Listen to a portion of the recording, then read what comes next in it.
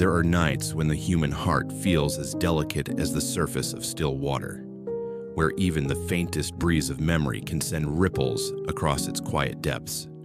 In that silence, the world's noise fades away, and all that remains is the heartbeat, the pulse of something ancient, something real, quietly longing to be remembered. Tonight, let me tell you the story of Aphrodite, the goddess born from sea foam, from love itself, and from the loneliness of the world. They say she carried within her the power to make even the gods surrender. Yet behind that divine beauty lies something few dare to touch. That love always walks hand in hand with loss, and beauty truly lives only when it learns how to break. As you close your eyes, imagine the calm blue shore, the place where she emerged, radiant and bare, like the first light of the human heart. Because sometimes, to find peace, we must learn to love even the wounds that made us who we are. Part 1. On a summer night, the wind swept across the Mediterranean Sea, and each wave crashed against the shore, like the heartbeat of a world trying to remember its first memory. They say that before there were prayers, before there were cities or temples, there was love. And from love, the world was born. Amid the white foam of the sea, Aphrodite arose. No one knew why the waters began to boil. They only knew that when she appeared, the entire ocean fell silent. The light shimmered on her skin like a fallen moon upon the earth. Every living creature bowed, not out of fear, but because in that moment, they recognized that they stood before the most primal power of all, beauty. Aphrodite was not a goddess of war, nor of wisdom, nor of thunder or the deep sea. She was the goddess of love, the force that could make gods lose their reason and make humans more human. Carl Jung once said, "Where love rules, there is no will to power, and where power predominates, love is lacking. Where love reigns, power dissolves." In her gaze, even Zeus and Poseidon appeared as lonely beings, searching for what they could never control. From the lofty heights of Olympus to the humble villages along the coast, the name Aphrodite echoed, like both a curse and a prayer. Those who loved invoked her, those who suffered cursed her, for she did not merely bestow happiness, she forced mortals to face their deepest fears. The fear of love, of loss, of breaking apart. When the wind passes through her marble statues in Cyprus, people say they can hear a faint laugh, a sound both sweet and mocking, as if Aphrodite knew that everyone longs for love, but few dare to bear its cost. Virginia Woolf once wrote, "Love had 1,000 shapes. It was never simple, never safe." And Aphrodite, in all her contradictions, gentle yet jealous, redemptive yet destructive, was the very embodiment of that truth. She was not born to bring peace to the world. She was born to set it in motion. Under her hand, the human heart burns and is reborn, like the sea after a storm, calmer yet deeper. The tempests of emotion she stirred were never accidental. They forced humanity to look within, to choose between fear and courage. If you close your eyes, you will see her. Not in mythical form, but in the trembling truth of your own heart, in a glance that stirs you, a touch that softens you, a silence that reveals you have already loved. For Aphrodite has never left this world. She has only changed her name, hiding within every soul that dares to love. Tonight, as you lie down, listen to the breath of the sea. Feel your heartbeat rise and fall with the waves. Let Aphrodite's story carry you back to the beginning of all things, to that sacred place where love is not just a feeling, but the very force of creation itself. Because sometimes to understand why we live, we need only remember this. It is love, with all its beauty and pain, that created us. Part 2. The Sea's Meditation. That night, the Mediterranean was unusually still. The surface of the water shimmered like a sheet of jade silk. So smooth, it reflected the stars that had just fallen from the sky. A gentle breeze drifted by, carrying the scent of salt and seaweed, the breath of a sleeping soul. If humans could ever hear the breathing of the world, it would sound like this: the steady, resonant rhythm of the sea, deep and calm, dissolving everything within the mind. When one stands before the sea, time suddenly loses meaning. There is no yesterday, no tomorrow, only this moment, pure and silent, as though the universe itself were waiting for something to begin. Each wave softly rises and retreats, gliding onto the shore and then pulling away, leaving streaks of silver moonlight behind.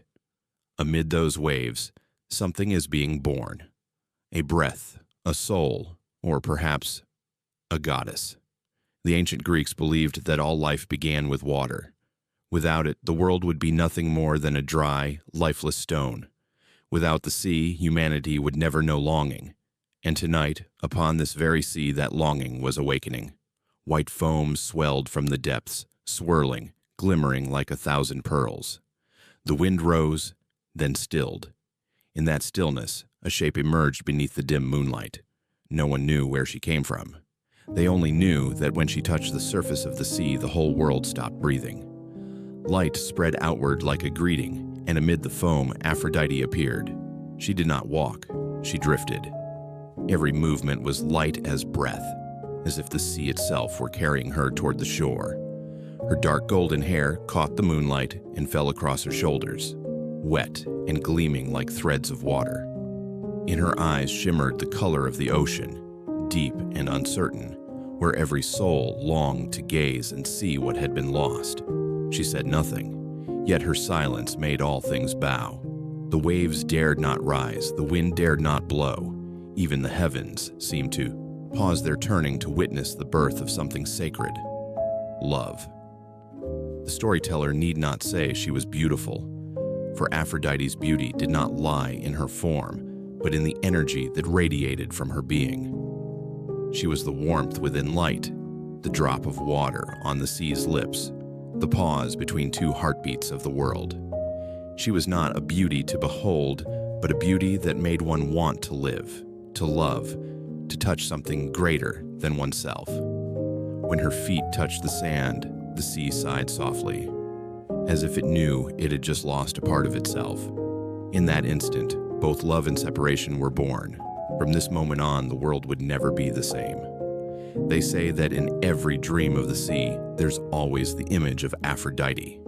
She appears not only in the foam of the waves, but in every breath, every glance, every heartbeat shared by lovers. For love, by its nature, is like the sea. It has no beginning and no end, only waves that rise and fall, endlessly dissolving and being reborn. As she looked around, the world opened its eyes for the first time. White birds from afar flew toward her, circling before descending, as if recognizing a mother who had just returned. Light rose slowly from the east, and the sea was no longer merely the sea. It had become a cradle, holding every living being in the gentle breath of love. If you close your eyes, you can hear that rhythm: the low hum of the water, the steady beat of your heart merging into one. The sea is whispering that every soul once belonged here. We all come from the same foam, and one day we will dissolve back into it. In the dim glow of dawn, Aphrodite stood there, gazing toward the horizon. She knew that her beauty would make the world tremble, that her love would stir jealousy among the gods, and that her compassion would make humankind weep. Yet in that moment, as the light touched her skin, she smiled. A smile that belonged neither to gods nor to mortals, but to beginnings. As the morning wind swept in, you might imagine her turning toward you and whispering softly, "Breathe. Let your heart move with the sea. Every beginning requires stillness." Then she vanished into the light, leaving behind only the scent of salt and the sound of waves, continuing to tell the story humanity has never fully heard, and thus from the sea the world began to breathe. Part 3. When she rose from the sea. That dawn, the waters off the coast of Cyprus stirred like a colossal heart awakening. The surface swelled, white foam burst and gathered again, seething as though the ocean itself was pregnant with something sacred. Above, the first light of day touched the sea, and the whole horizon shimmered like a mirror just awakened from an eternal dream. Then, from the deepest womb of the waters, the foam began to coil into a circle. Thin white strands intertwined like threads of pearl, swirling and rising. And within that slow, rhythmic motion, a figure began to emerge. Not a fish, not a bird, but a supple body, glowing like the dawn. The early wind paused. The waves fell silent for a breath. And when the great shell rose to the surface, it carried upon it the first woman of love, Aphrodite. She was not born to the sound of thunder or hymns of praise, but in an enchanting silence. Light fell upon her skin, turning the surrounding water into shades of turquoise. Every droplet that slid down her shoulders carried a glimmer, as though dawn itself was being reborn in human form. Her hair, wet and heavy like small rivers, flowed and merged into the sea, becoming one with it. She said nothing, yet when her eyes opened, the universe held its breath. There are beauties that cannot be explained, only gazed upon in silence. Aphrodite's beauty was such, the kind before which all beings, from gods to grass, bowed their heads. For in her eyes, everyone saw themselves, bare, true, unable to hide. Her beauty was not fixed, not confined by form. To the lonely, she was comfort. To the lover, she was longing. To the despairing, she was a memory of the good that had been lost. It is said that when she drifted ashore, flowers bloomed wherever her feet touched. The waves withdrew, leaving trails of silver light wrapping around her body like ribbons. The sea breeze carried the scent of salt mixed with that of skin, light, and something humankind would forever seek but never hold: love. Aphrodite rose, the shell rocking beneath her feet. She looked out toward the horizon where sea and sky met, where the world seemed to open its eyes for the first time. The light in her gaze made the waves rise and fall, as if the ocean itself bowed to her. In that instant, the world learned to breathe, the rhythm of love, the rhythm of life. As she walked along the sand, seagulls flew in from afar, circling her with long, echoing cries. The salt water shimmered on her skin like crystal. No one dared to approach, yet no one could look away, for within that beauty they saw both paradise and fear. From the very moment Aphrodite was born, love carried within it a paradox. It makes us live, but it also makes us ache. It gives us wings to fly, yet chains to keep us bound to the earth.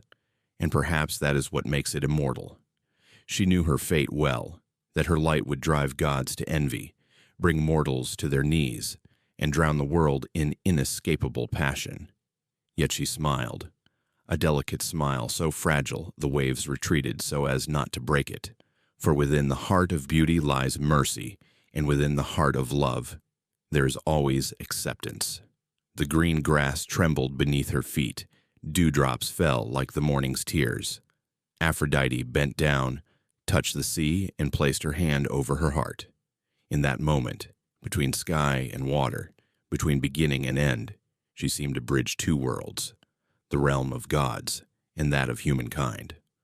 The light around her spread, enveloping the sea. The waves began to move. Again, as though awakened by an invisible song, everything came alive. The wind blew, the fish swam, and humans, those small beings still sleeping in the belly of the earth, began to dream of a love they had not yet known. From that day on, the sea was no longer just the sea. It became the mirror of the heart. When one looked into the water, they saw not only themselves, but also the shadow of Aphrodite, the first woman of love, who taught the world that beauty does not dwell in form, but in the emotion it awakens. Beauty, if looked upon long enough, changes the one who beholds it. And love, if felt deeply enough, makes the heart gentle. Aphrodite was not born merely to be worshipped, but to remind humankind that within each of us lies a part of the sea foam. Tender, fragile, yet capable of love. And so she walked on, leaving faint footprints in the sand, each one a promise that wherever there is sea, there will be love. The ocean murmured like a lullaby, white foam breaking and dissolving, yet her image never faded. Aphrodite had come, and from that moment, the world began to know desire. Part 4. When she stepped onto the land, the sea gradually calmed after its awakening. The waves dissolved into silver ribbons, soft as silk, laid down to welcome the first steps of the goddess. Aphrodite, still drenched in light, emerged from the water as though she had not been born of it, rather that the water itself had been created only to carry her here. Beneath her bare feet, the white foam scattered into tiny flowers, blooming and fading within a single breath. As she stepped onto the land, the island of Cyprus, where the dawn was slowly opening its eyes, trembled gently. The hot sand grew cool, tender blades of grass lifted, and the air changed its scent. Sweet, rich, intoxicating, like the first breath of love just born. Above her, seagulls spread their wings, circling in the sky as if weaving an invisible laurel crown over her head. Aphrodite stood there, between light and ocean, between beginning and destiny. In her wide open eyes, the world was reflected.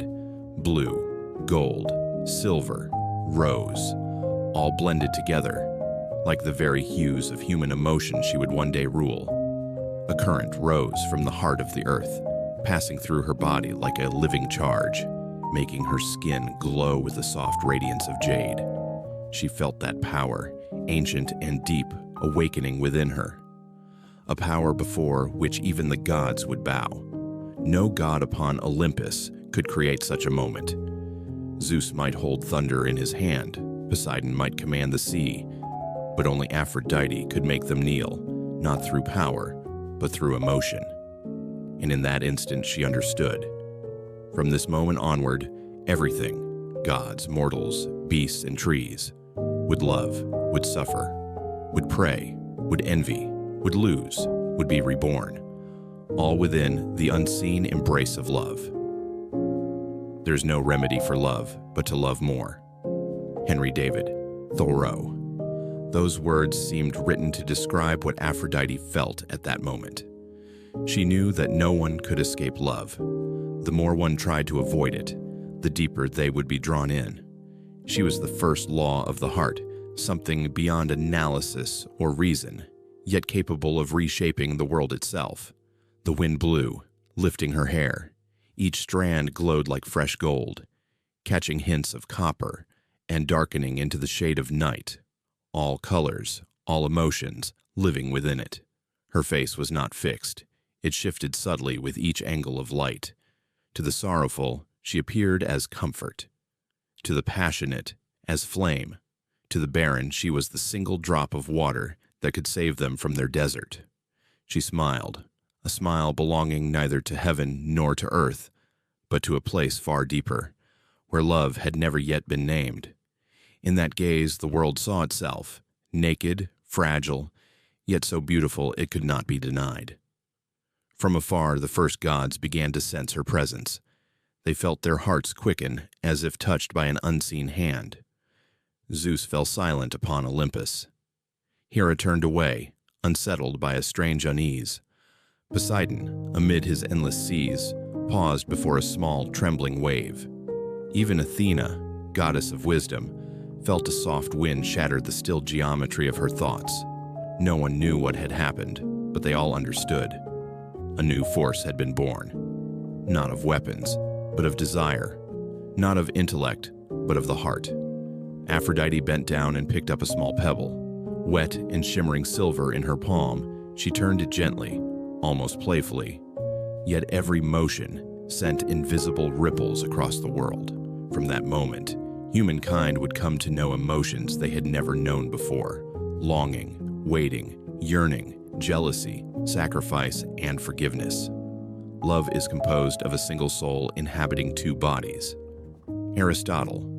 Aphrodite heard the echo of those words as if carried from the future. She understood that the soul of love was the thread connecting two beings who might otherwise remain strangers. Love was the bridge between divine solitude and human fragility. And she, the one who had just stepped ashore, was the embodiment of that bridge. By now, the sun had climbed higher. Its light wrapped around her, making everything else fade. Yet she did not fear it, for she was not the bearer of light. She was the light itself. When the wind rose, grains of sand swirled around her in golden spirals, then drifted apart, as though the world were welcoming the birth of a new order, the order of the heart. She knew she would be both worshipped and cursed. People would pray to her in longing and despise her in pain, but she accepted that truth, for love is a journey one cannot escape. The heart was made to be broken. Oscar Wilde. The heart was made to break. And in every fracture, love finds another way to live. Aphrodite turned back toward the sea from which she had come. The waves still rose and fell, breaking, dissolving, returning. An endless dance mirroring the nature of love itself, to appear, to vanish, to be reborn. She lifted her hand, touched the wind, and whispered, a prophecy for the newly awakened world. No one can possess love. One can only be possessed by it. And from that moment, love spread like the scent of the sea. The tiny grains of sand beneath her feet held its trace, so that thousands of years later, people would still come to this island, seeking something they could not name, knowing only that somewhere in the wind, the breath of Aphrodite still lingers. Part 5. When love ascended to the heavens. After the Titan War, the world still smelled of ash and thunder. The sky was torn with countless wounds, and the deep sea still boiled, unaccustomed to peace. The young gods, having reclaimed power from the old generation, built Olympus, a new empire of order and light.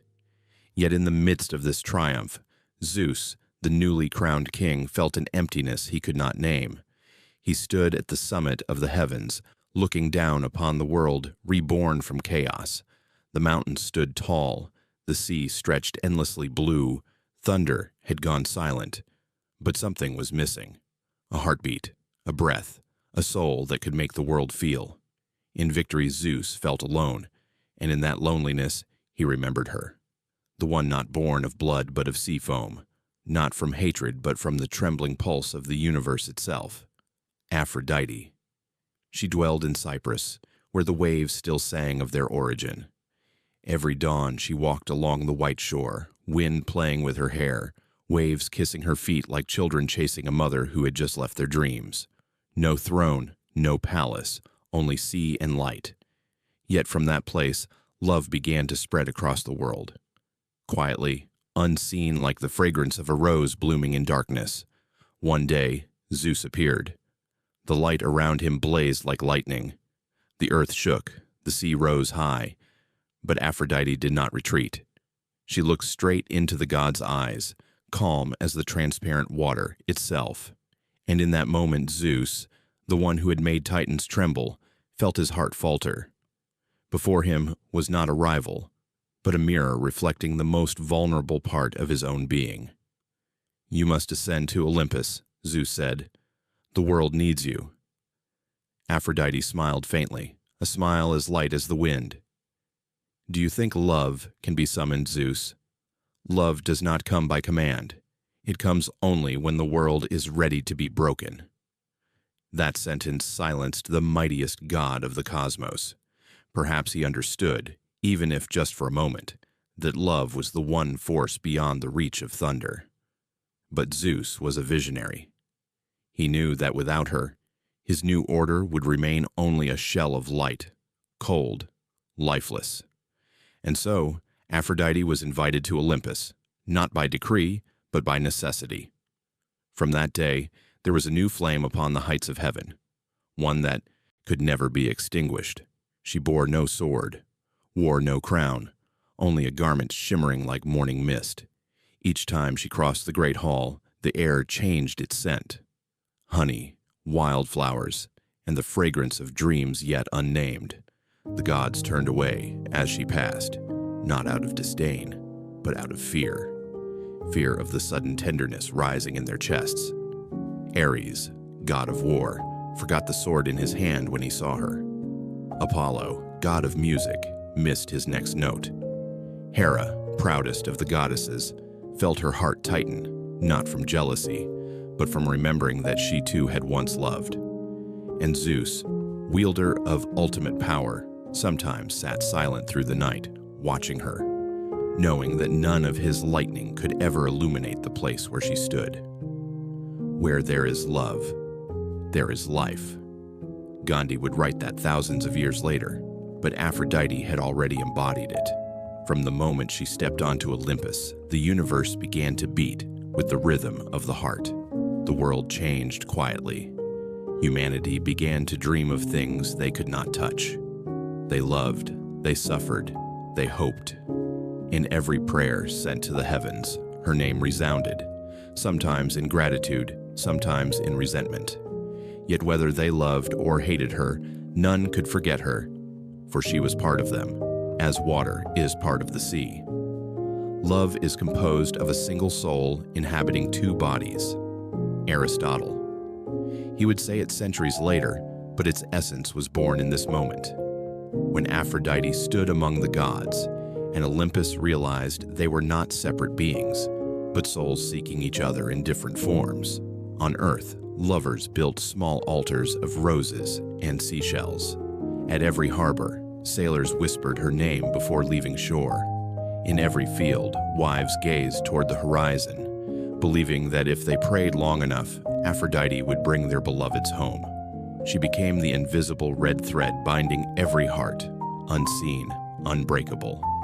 On Olympus, the gods kept their distance. They revered her, but they also feared her. For love was the only power that could make immortals forget their immortality. Zeus understood this better than anyone. He had seen that light, and knew it could burn even the heavens if left unrestrained. One night, when the stars shone like silver rain, Zeus came to her. "Do you ever fear," he asked, "that love might destroy everything?" Aphrodite touched the surface of the sea, where the moonlight rippled. "Zeus," she said softly, her voice like water, "love does not come to destroy. It comes to reveal what is truly worth keeping." Zeus gazed at her for a long time, then turned away. He knew she was right. Everything in existence could be forgotten. Power, fame, glory. Only love endures. From then on, she was honored as one of the 12 Olympians. Not because she ruled over anyone, but because she made the universe see itself in the mirror of the heart. And from that moment, love took the throne of the world, the gentlest comfort of humankind, and the quiet terror even gods would fear.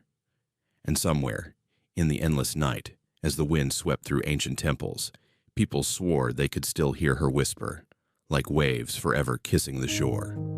No one can command love. One can only bow before it, as even the gods once did. Part 6. The Game of Hearts. Time passed, and humankind spread across the world like seeds carried by the wind. They built homes, lit fires, carved their names into stone, and raised temples on the highest peaks to send their prayers to the heavens. In the smoke scented with resin and wine, the name most often spoken was not Zeus, nor Athena, but Aphrodite, goddess of all things most beautiful and most dangerous, love. She sat high above, clouds draped over her shoulders, gazing down upon the world, a vast canvas of desire and hope. Everywhere she looked, there were footprints of love. A fleeting glance between two strangers, a trembling hand brushing another, a word not yet spoken aloud. She heard them all. Some days, she listened to thousands of prayers rising together, vows and tears, naive longings of those who dared to love. Each prayer was a tiny spark, flying upward like a star, and then quietly fading into the wind. Aphrodite loved this game, not because she was cruel, but because in the game of hearts there is no winning or losing, only growth. When she tilted her head, two strangers could find each other in a crowded market. When she sighed, an eternal love could dissolve like morning mist. Every gentle touch of hers left a tremor in the human soul, a confusion, a wound, or a brief yet blazing joy. The course of true love never did run smooth. Shakespeare. True love, like a river, must flow through rapids and stones. The more turbulent, the more resonant. Aphrodite knew this. She never granted the world ease, for what comes easily will never awaken the heart. There were days she watched a man stay awake all night, missing the one who had left. His tears fell upon words never sent. She did not pity him. She only placed a hand upon her own chest, where every heart in the world beat as one, for she knew that pain was proof of life. Those who do not weep do not see. Victor Hugo. Those who cannot cry have never truly seen into the depths of their own hearts. Aphrodite did not only watch mortals. Even the gods could not escape her invisible hand. Ares, god of war, once boasted he knew no fear, until he drowned in her gaze, spellbound like a child. Hermes, the swiftest of gods, once swore he would never be bound. Yet he wrote hundreds of senseless poems, trying to describe what it felt like when she smiled. On Olympus, love became a language no one dared to speak aloud. It drifted through the cloudy corridors, hid in the wine-soaked banquets, mingled with divine breath, softening even the proudest of hearts. Below, on earth, humanity prayed more and more. They called her name in love, and they called it again in pain. A young woman begged to forget the man who betrayed her. A soldier before battle prayed that his wife would wait for him. A child who had lost his mother whispered, "If love is real, please let me feel her warmth again in my dreams." All those prayers rose to her and then dissolved into the air. Aphrodite did not answer them all, not out of indifference, but because she knew love cannot be given. It must be learned, lived, and lost. One afternoon, she looked down upon an old couple sitting before their porch, thin hands clasped together. They were no longer young, no longer beautiful, yet in their eyes shone something even the gods envied, a love no longer needing passion, only presence. She smiled softly. Love is not about possession, it is about appreciation. Osho. And Aphrodite understood that this was the truest reason for her existence. But she also knew no one escapes the wound. Love is fire. Love is a fire, but whether it is going to warm your hearth or burn down your house, you can never tell. Joan Crawford. That fire may comfort or consume, yet its nature remains the same, light. And Aphrodite was its keeper, forever playing with the flame of humanity, teaching them to cherish it, even when it scorched their skin. Sometimes she became the wind, when two people passed each other and their hair brushed, hearts pausing for half a beat. Sometimes she was water, reflecting one soul in the eyes of another. Sometimes she was nothing more than an instant, the moment one realizes they have fallen in love, without knowing why. Yet, Aphrodite grew weary.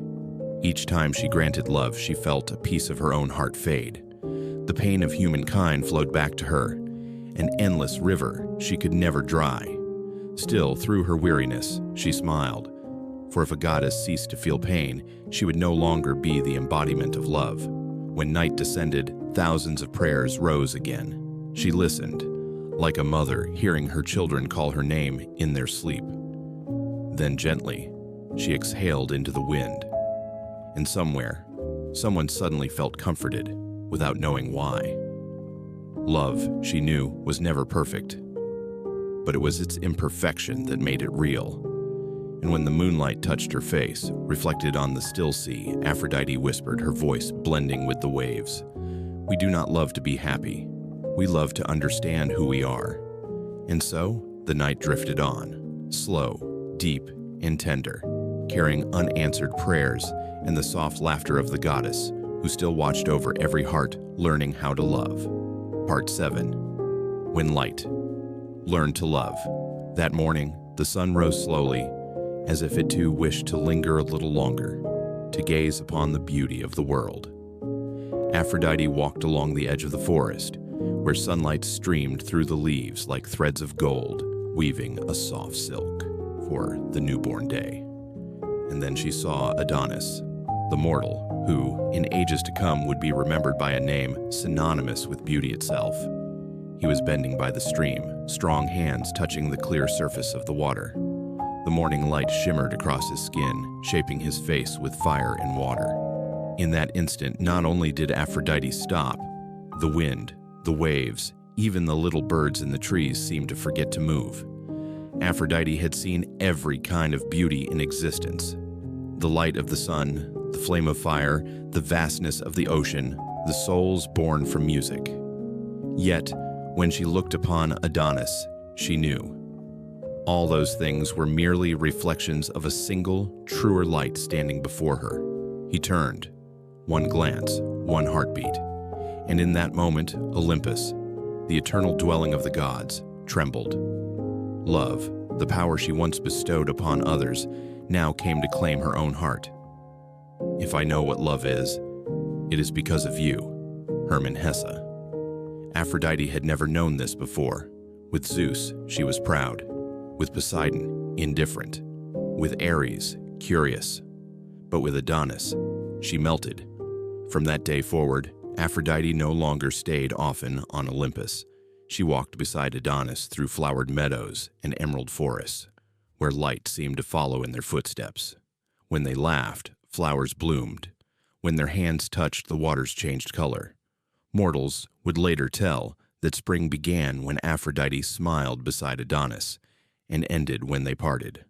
Love is the poetry of the senses. Balzac. Their love was that very poem. They spoke little. A glance was enough. Each look was a melody, each breath a prayer, and for as long as they were together, the world grew gentler. Beasts ceased to roar, rivers flowed slower, and human hearts loved more tenderly. The gods watched them, in awe and in fear, for never had they seen Aphrodite so radiant, nor so fragile. Ares, god of war, in a fit of jealous rage, hurled his sword to the ground. Hera, proud queen of heaven, looked upon her and understood that even sacred marriage could never equal a love touched by the soul. And Zeus, who once believed himself master of all things, said nothing. He knew that there was one force even thunder could not command: love. Adonis loved Aphrodite in the simplest way, not with vows or gifts, but through presence. When she was silent, he did not ask. When she smiled, he only watched. To Adonis, love was not possession, but worship. We are shaped and fashioned by what we love, Goethe.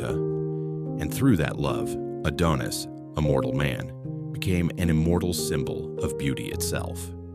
As for Aphrodite, goddess of love, she now understood that her true power did not lie in making others fall, but in daring to love like a human being, fragile, uncertain, and bare.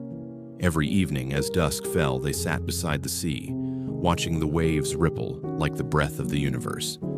Adonis would place his hand over her heart and ask, "How many heartbeats are there left for me?"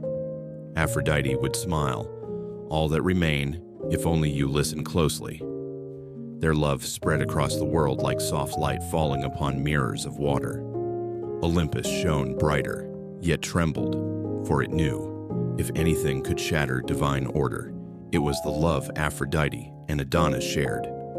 Love is to burn, to be on fire. Rainer Maria Rilke. And so they burned, radiant, fierce, and alive, like candles aware of their own ending, yet shining with all their strength.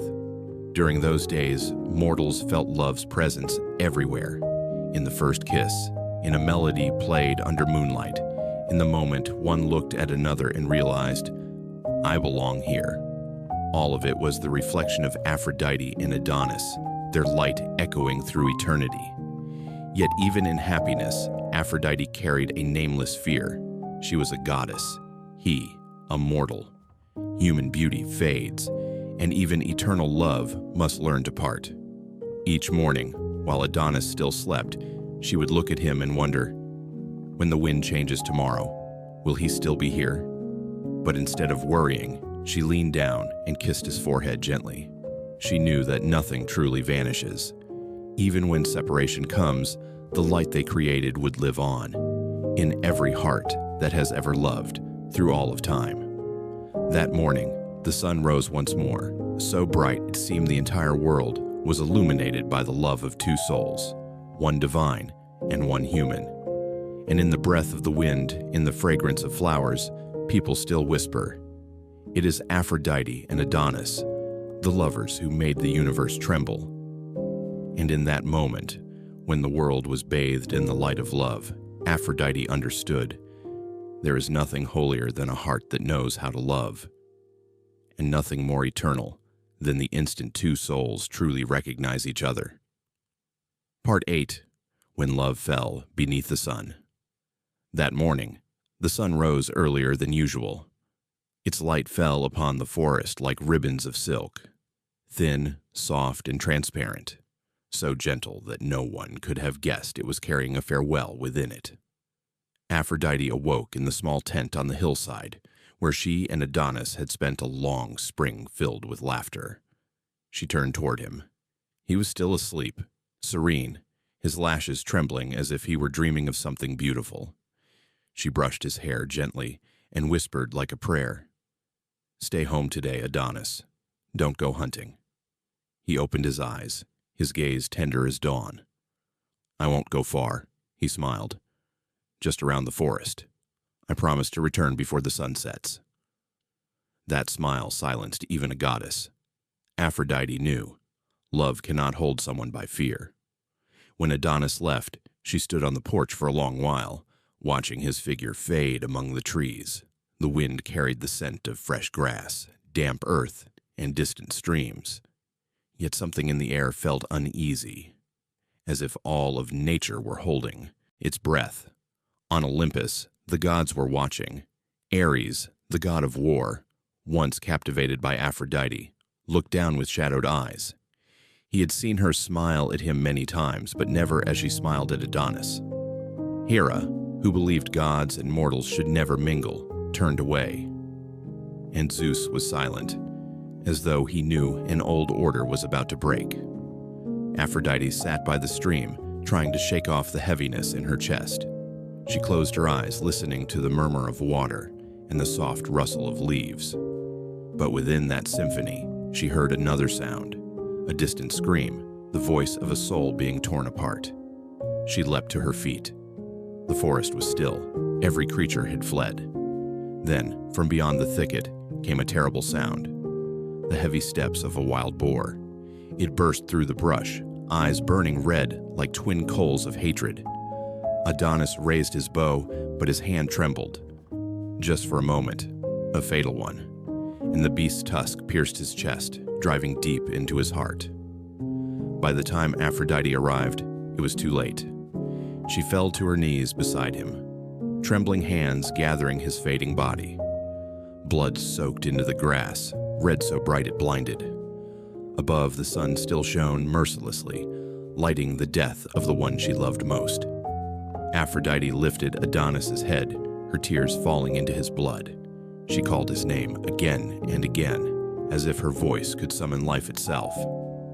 But those lips, those eyes, were now silent. "Adonis," she whispered, "if love is fire, then you are where I have been burned." All sound vanished. The world contracted into two beings alone. The wind stopped, the rivers froze, and in that moment the goddess of love knelt before her own creation. From the earth where Adonis's blood had fallen, red flowers began to bloom, red like the wound of the earth, red like her pain. Aphrodite looked upon them and smiled through her tears. If love must die, let it bloom. Those flowers, mortals would one day call Adonis roses, symbols of beauty born from loss. When night came, she carried his body up Mount Ida. She laid him upon a white cloth, gently stroking his hair as if he were only asleep. Then she prayed to the gods, her voice trembling. "O Zeus, O Hera, O Persephone, if I must be punished for loving a mortal, then let him live again." Zeus, seated upon his throne, only shook his head. All living things must die, even those beloved by gods. Aphrodite looked up, her eyes blazing through the darkness. But love, Zeus, love never dies. It only changes its form. Persephone, queen of the underworld, heard her words. She stepped from the shadows and placed a gentle hand upon Aphrodite's shoulder. "If you have loved enough to lose," she said, Then I will grant you a small mercy. Each year, Adonis shall return to the living for half the year, and when he does, spring will bloom. The other half he shall dwell with me, and the world will descend into winter." Aphrodite bowed her head in gratitude. From that moment, the world understood the cycle of love, birth and death, joy and sorrow, union and separation. Each time winter fades and flowers bloom again, humanity feels their hearts grow warm. For that is when Adonis returns from the underworld, bringing with him the smile of the goddess of love. Yet Aphrodite was never the same. She remained beautiful, radiant, but in her eyes lingered a quiet sadness. From that day on, she understood that love was not only a blessing, it was destiny. It gave mortals a reason to live, and taught them what it means to lose. Once, someone asked her, "Goddess, why do you still grant love to humankind knowing it brings pain?" Aphrodite only smiled. Because without love, they would never know who they are. Love never dies a natural death. It dies because we don't know how to replenish its source. Annius Nin was right. Love doesn't die. Only people forget how to keep it alive. From then on, every time roses bloom, people retell that story. The tale of a goddess who wept in the forest, holding the body of her beloved, and from her tears, spring was born. Aphrodite, goddess of love, from that day understood. Love is light, but it is also fire. It warms the world and burns everything it touches. And still, she chose to love, for as she once said, "If love must destroy me, then let it be my most beautiful ruin." In the final dusk, where Adonis's blood became flowers, they say one can still see a slender figure walking in the wind, holding a red blossom, her eyes distant, as if still searching for someone lost. And every time we love, we are merely following in her footsteps, the footsteps of Aphrodite, who taught the world that love, though fragile, remains the only miracle worth believing in. Part 9. The Moonlit Night on Mount Ida. After losing Adonis, Aphrodite withdrew from the clamor of the divine world. She wandered endlessly, across valleys scented with flowers and waves crowned with silver, as though trying to escape the memory of herself. Each step she took planted upon the earth a tender kind of sorrow, not the kind that withers life, but one that makes all things pause and listen. The love that once blazed within her was now quiet as ash. Only the moonlight remained, her last faithful companion. Then one night, when the moon was so full and bright it seemed to reveal the heartbeat of the earth, Aphrodite heard music, a flute song. The sound, soft and distant, came from the slopes of Mount Ida. It was not the music of gods or feasts, but the melody of solitude. A loneliness so pure, it needed no pity, only witness. She stopped. The notes, like threads of silver, pulled her soul toward a small hut lit by firelight. There lived Anchises, Prince of Troy. Once he had grown amid marble walls and songs of praise, but one day he realized that all that splendor was only a gilded chain. He left his throne and chose the life of a shepherd, living among his flocks beneath the open sky. To others, it was madness. To him, it was freedom. When Aphrodite stepped out of the darkness, moonlight draped over her like a veil, making her seem like a dream stepping into reality. Anchises looked up. The flute slipped from his hands, and even the wind ceased to blow. She stood there, with no crown, no divine fragrance, no celestial glow, only the quiet presence of a woman whose eyes made all words unnecessary. "Who are you?" Anchises asked, his voice low, afraid to break the dream. "Just a wanderer lost in the night," Aphrodite replied, and her smile silenced the universe. They sat by the fire, listening to the wind sigh through the mountains. Anchises spoke of Troy, of victories that hid emptiness, of the yearning for a peaceful life. She told him of the Mediterranean, of the foam from which she was born, and of the many times her heart had broken. In that firelight, there were no gods and no mortals, only two souls rediscovering each other through silence. When night deepened, they stepped outside. The moon hung high, white as a tear. The wind moved through the pine trees, threading through her hair with the scent of wildflowers. Anchises turned to her, looked long into her face, and whispered, "I have seen many beautiful things, but nothing that makes me believe in God more than you." Aphrodite looked back, a wave of strange familiarity flooding her heart. She had been worshipped. She had been prayed to, but never spoken to with such honesty. Whatever our souls are made of, his and mine are the same. Emily Bronte's words seemed to drift through her mind. In that moment, Aphrodite understood that love was not about power, but about a connection so profound that it needed no speech. They came together in silence. Moonlight melted upon their skin. The wind wrapped itself around their trembling bodies. No heavenly choir sang. Only heartbeats merged, slow and steady, achingly real. With Adonis, she had loved like fire. With Anchises, she loved like breath, soft, invisible, but vital. That night, Mount Ida bore witness to love's rebirth.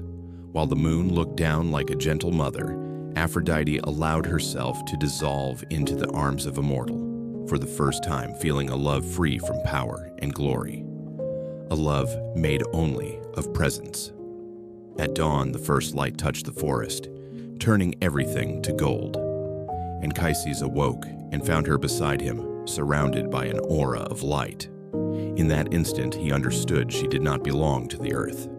Fear flickered in his eyes. Fear that this love was only a dream. "Who are you really?" he asked, his voice trembling. Aphrodite smiled, her gaze tender as though it contained the sky itself. "I am a lover, nothing more," she said. But when sunlight reached her, she could hide no longer. Silver wings unfolded behind her, and her skin glowed like morning mist. Anchises fell to his knees, overcome. "Don't be afraid," she whispered, touching his cheek. "Love does not come to punish. It comes to remind us that we are alive." Then she leaned down and kissed him one last time. "Keep this night within your heart," she murmured, "but tell no one. For when love is spoken aloud, it fades like dew before dawn." And with that, Aphrodite vanished into the wind, leaving upon the grass a single white blossom, the moonflower, which blooms only in darkness and dies at sunrise. Anchises held the flower, knowing he would never see her again. Yet he felt no sorrow, only peace. From that day on, whenever the full moon shone over Mount Ida, people told of the goddess who rediscovered her humanity through loving a mortal. A love brief and fragile, yet powerful enough to change destiny itself. For as C.S. Lewis once wrote, "To love at all is to be vulnerable." And in that vulnerability, Aphrodite was no longer an immortal deity, but human, perfect in the way only those who have lost can understand. The moonlit night on Mount Ida came to an end, but its light endured, not in the sky, but in the hearts of all who have ever loved, and all who have ever dared to love, knowing it might break them. Part 10. The Last Dawn on Mount Ida. On the summit of Ida, dawn arrived like a stranger knocking on the heart of the world. Morning light crept softly through the leaves, slipped between the mountain stones, and touched the skin of Aphrodite, making her glow as though the sun itself had been born from within her. Anchises awoke, still drifting between dream and waking. In that light, the woman lying beside him seemed unlike anyone who had ever walked the earth. She was too beautiful to belong to this world. Aphrodite was silent. She had watched the light slip through the doorway, had heard the first bird sing into the pale mist of morning. Everything around her whispered the same truth. The moment of parting had come. For love between a god and a mortal, like every beautiful dream, could only survive the night. Once touched by daylight, truth would follow. Anchises turned slightly, his hand instinctively brushing her back. She looked over her shoulder, her eyes clear as water reflecting the sky. "Who are you?" he whispered, his voice trembling between wonder and fear. Aphrodite did not answer immediately. She rose, wrapped a thin shawl around her shoulders, and stepped toward the doorway. Light fell upon her, and in that instant translucent wings of mist unfurled from her back, delicate, luminous, like the moon being swallowed by dawn. Anchises fell to his knees, his hands trembling against the earth. You are a goddess," he stammered, his breath unsteady. Aphrodite turned. She did not deny it. "Yes," she said softly. "I am the one you loved last night, but not in the way you think. I am the goddess of love, and that is why I cannot stay." The hut grew still. Even the wind stopped to listen. Anchises stared at her, reverence and despair colliding in his gaze. "Why not?" he pleaded.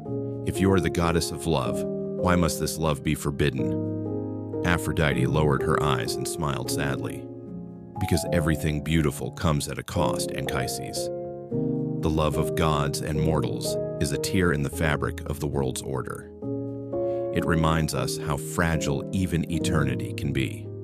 She stepped closer and laid her hand upon his chest. "Do you know," she whispered, "what I envy most about humans? Time. You love only for a fleeting moment, yet you love as if it were forever. And I, who have lived for ages, have never known a love that endures." A tear fell. No one could tell if it belonged to God or man. Anchises gripped her hand, his voice raw. "I don't need forever. I only need one more day. Just one." Aphrodite shook her head, and the light in her eyes softened, flickering like a candle near its end. "No, you're mortal. And I belong elsewhere. Our love is like the moon and the sun. They meet only for a moment of twilight, and must part so the world may still have day and night." She spoke the words, yet her voice trembled, as though she were comforting herself. Outside, the fog was lifting. The light of morning invaded the last shadows of the night. Aphrodite knew that if she lingered even a few minutes longer, all of Olympus would sense her defiance. Yet she did not leave at once. She bent down and kissed his forehead. "Remember," she whispered, "this love is not meant to be kept, only to be lived." Anchises caught her wrist, desperate. "If you leave, I will die." She looked at him for a long time. For a heartbeat, the divine glow in her eyes faded, leaving only a woman gazing at the man she loved, tender, fearful, and full of mercy. "No, Anchises," she said softly, "you will live. Because this love, even if only for a night, will keep you from ever living shallowly again. You have touched the divine, and that is enough." She rose. Light flared around her one final time, then dimmed. Anchises tried to call out, but no words came. She turned away, stepped through the doorway, and her wings spread wide. Light burst outward like a white wind, carrying her into the sky. Only the scent of flowers remained in the air, and a single white lily lay upon the grass. Anchises knelt, picked it up, and in the morning light he saw a droplet of dew upon its petal, clear, shimmering, like the last tear she had shed. Years later, when the story was told, people said that Aphrodite left Mount Ida with a heart heavy as stone, carrying the remorse of a goddess who had once dared to live as a mortal. She flew over the sea, her wings slowly fading, yet the warmth of that night still clung to her skin, like a scar, like a reminder that even gods must bow before love. And perhaps, on that morning, when the sun blazed its brightest, even Olympus fell silent. For the first time, the goddess of love had understood the full meaning of the gift she bestowed. Love is not about possession, it is about appreciation.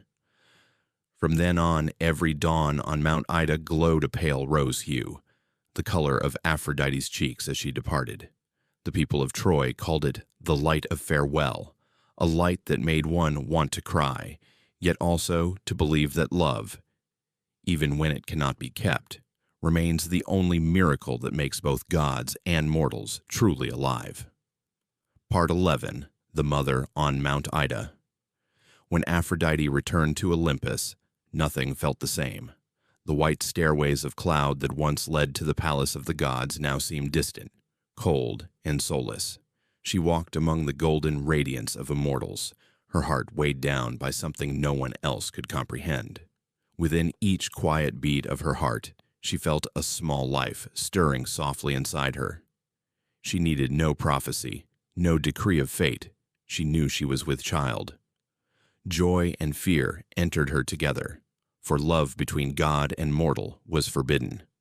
Among the gods, nothing was considered more sinful than allowing immortal blood to mingle with the frail veins of humankind. But within Aphrodite's heart, this child was not a defiance of Olympus. It was a living proof of something purer than power, love itself. She stood by the window of her temple, looking down upon the world. The sea spread wide beneath her, its waves rising and falling like a lullaby for the unborn. Resting a hand upon her womb, she whispered, "My child, I do not know how this world will greet you, but I know you are the truest part of me." In that moment, Aphrodite understood that no throne could ever bind the heart of a mother. She thought of Anchises, the gentle, steadfast prince of Troy, the man who had made her bow for the first time before the truth of humanity. Now, what remained of him lived within her. That night, as wind swept down from the mountain peaks, Aphrodite wrapped herself in a cloak and silently left Olympus. No farewell, no trace. She walked down the path of clouds, passing through layers of heaven, leaving behind the blinding light of divinity to seek the warmth of the human world. Mount Ida received her with the scent of grass and mist. The moss-covered slopes felt soft, like the old blanket of the earth itself. Aphrodite found a small cave hidden beside a waterfall, where the steady murmur of water echoed like the eternal heartbeat of creation. There, she would give birth, far from the gaze of Zeus, far from judgment, with only earth, sky, and love as witnesses. The forest nymphs, the Oreads, came to help her. They brought ripe fruit, gathered leaves, and wove a bed of moss for her to rest. Aphrodite lay upon the earth, her hands upon her womb, listening to the tiny heartbeat growing stronger within her. In the stillness of night, she whispered, "You will not be born in a temple of gold, nor to the trumpet songs of heaven. You will be born to the sound of water and wind, so that you may know the world need not be grand to be sacred." And so, as summer faded, in a gentle rain and distant thunder, Aphrodite gave birth. It was a boy, Aeneas, his eyes wide open as if seeing the whole world for the first time. She cradled him in her arms and all her pain dissolved. In its place came a deep stillness, as though, in that instant, she and her child had become two halves of one soul. Outside, the rain continued to fall. The droplets beat softly against the stone, a lullaby sung by the sky itself. Aphrodite looked down at her child and smiled. "You will be the bridge between two worlds, between the proud gods and the fragile humans. You will teach them that love belongs to no one. It lives in the blood of every living being." Then she kissed his forehead and whispered, "Love is the bridge between you and everything." Rumi. That night, Aphrodite felt lighter than ever before.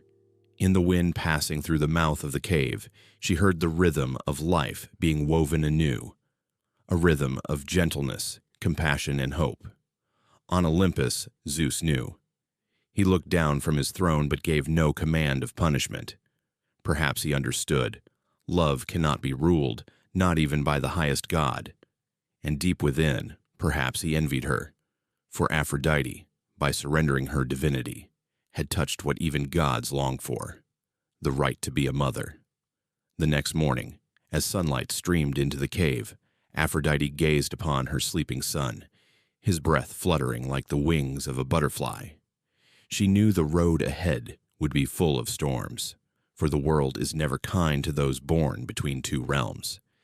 Yet she felt no fear. She had chosen. She had given up glory to keep truth, and in that choice, for the first time in her eternal life, Aphrodite felt free. She took her child's tiny hand and whispered, "My son, the world will call me a goddess, but to you, I am only Mother, and that is the only name I wish to keep until the end. Light from the cave's mouth poured over them, encircling mother and child. Mount Ida was silent, but in that silence nature itself seemed to bow before a rebirth, not of divinity, but of love. From that day on, people said that on Mount Ida, when the wind stirs and the mist rises, one can still hear Aphrodite's lullaby, soft and endless, a prayer carried by the air. Love is not the power of gods. Love is where gods learn to be human. Part 12. When Love Became Life. That night, the sky above Mount Ida was a deep black cloth, where only the sound of wind and the breath of the earth remained. In the moss-covered cave, water dripped from the stone ceiling, each drop catching faint light like lost stars. And in that stillness lay Aphrodite, a woman carrying both fear and joy, both divinity and humanity, mingling within her like two rivers meeting. She had carried her child in silence, nurturing life in solitude. This was not merely the result of love. It was the living proof of courage, the courage of a goddess who dared to break the laws of Olympus. For she knew that once true love takes root, no monument of power can stand against it. The forest nymphs, the Oreads, remained beside her, gentle embodiments of nature itself. They did not question, nor did they judge.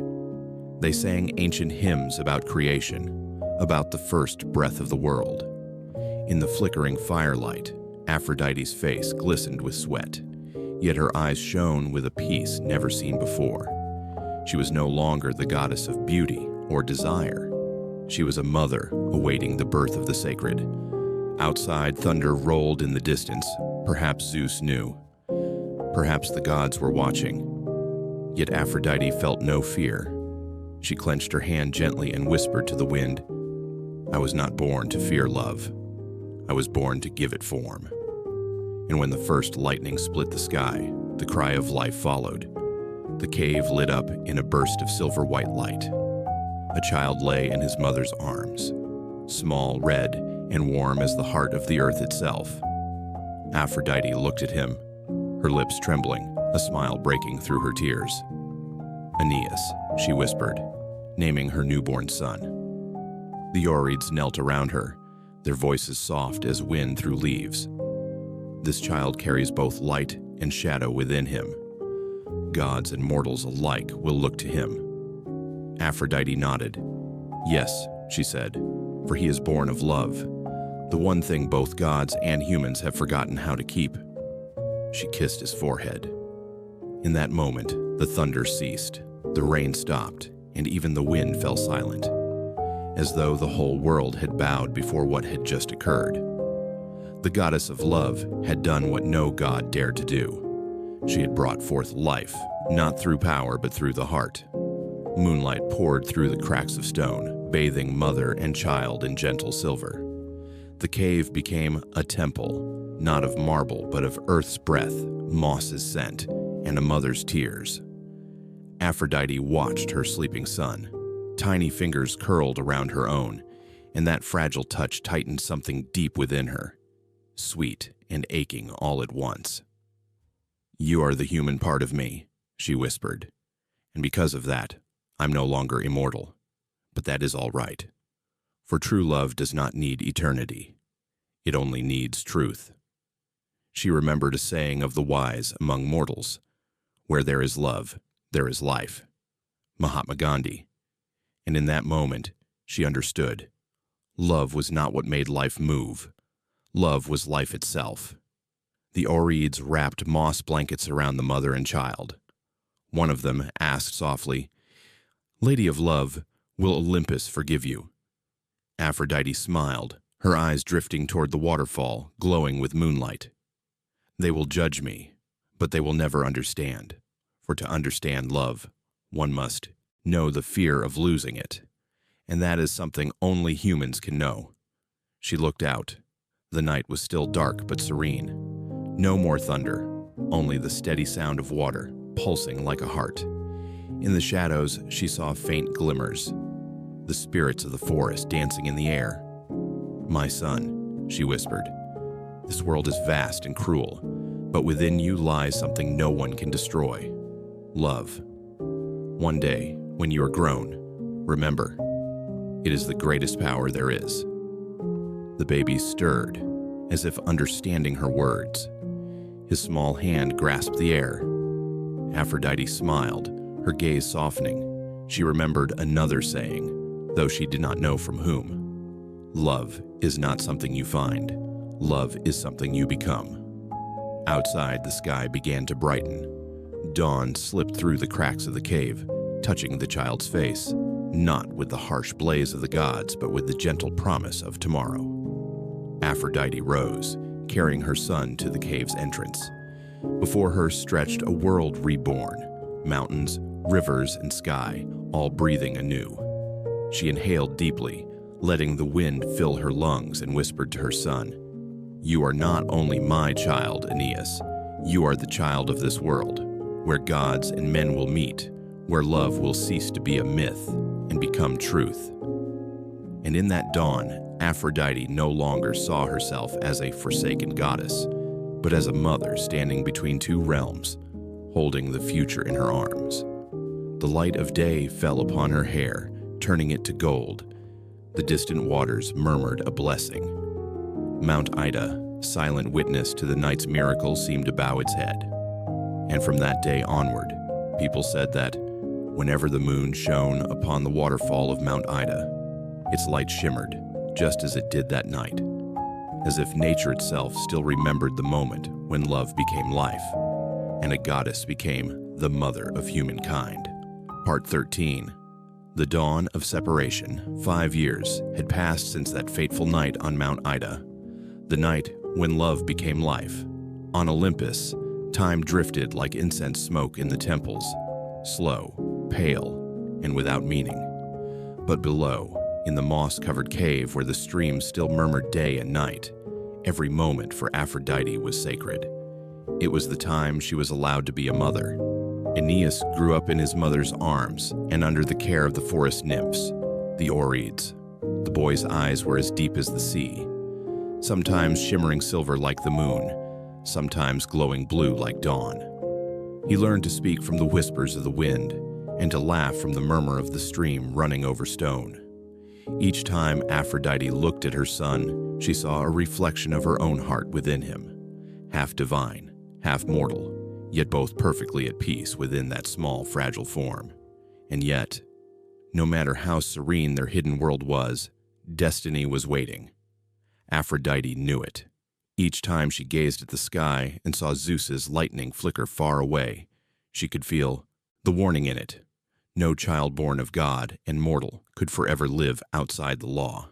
One early morning, fog blanketed the valley, and the wind carried the scent of salt from the Aegean Sea. Aphrodite sat beside her sleeping son. The first light of dawn fell gently upon his hair, and she suddenly realized 5 years had passed like a dream. Her son was no longer the tiny being she once cradled. He was strong, curious, innocent, heartbreakingly so. She placed her hand over his chest, feeling the steady rhythm of his heart, that simple beat that not even the gods could create. A tear slipped down her cheek. She knew the moment had come. Motherhood, like every form of deep love, always carries the seed of separation. Aphrodite whispered into the wind, "Love is not possession, it is letting go." The words drifted through the cave, touched the stone walls, and returned as an echo, like a prophecy. She lifted Aeneas into her arms, wrapping him gently in a silver cloth woven from the threads of Olympus. "My son," she murmured, "I have held you in my arms for 5 years. Now it is time for you to live in your father's world." Her steps were as light as breath. The grass, heavy with dew, bent softly beneath her feet, leaving fleeting traces that vanished almost at once. From above, Troy shimmered in the distance, a city of gold, stone, and smoke glowing beneath the morning light. Each step down the mountain was an act of letting go, each breath a crack in her chest. The world around her was utterly still, as though the earth itself was listening to the rhythm of her heart beating in time with her child's. Near the foot of the mountain, Aphrodite paused. The early sunlight filtered through the trees, touching Aeneas's face as he slept against her shoulder. He stirred slightly, lips parting in a dream. "Mother," he murmured. She bit her lip to stifle a sob. Every instinct within her wanted to turn back, to climb the mountain again, to hide from the gaze of the world. But true love is not about holding on. It is the courage to let go. Love is an endless act of forgiveness. Maya Angelou and Aphrodite understood. To forgive is also to accept that love cannot be perfect. When the towers of Troy appeared in full view, she veiled herself in mist and passed unseen through the city gates. Inside the palace, Anchises, the man she once loved, sat by the window, gazing silently at the sky. Time had etched fine lines upon his face, but his eyes were as gentle and steadfast as ever. Aphrodite entered the room like a dream passing through dawn. She laid the sleeping child upon his bed. Aeneas stirred, grasped the edge of the blanket, and smiled in his sleep. She bent down, kissed his forehead one last time, and whispered, "You do not belong to me, Aeneas. You belong to the world that love will guide you through. One day you will understand. This separation is the beginning of something greater."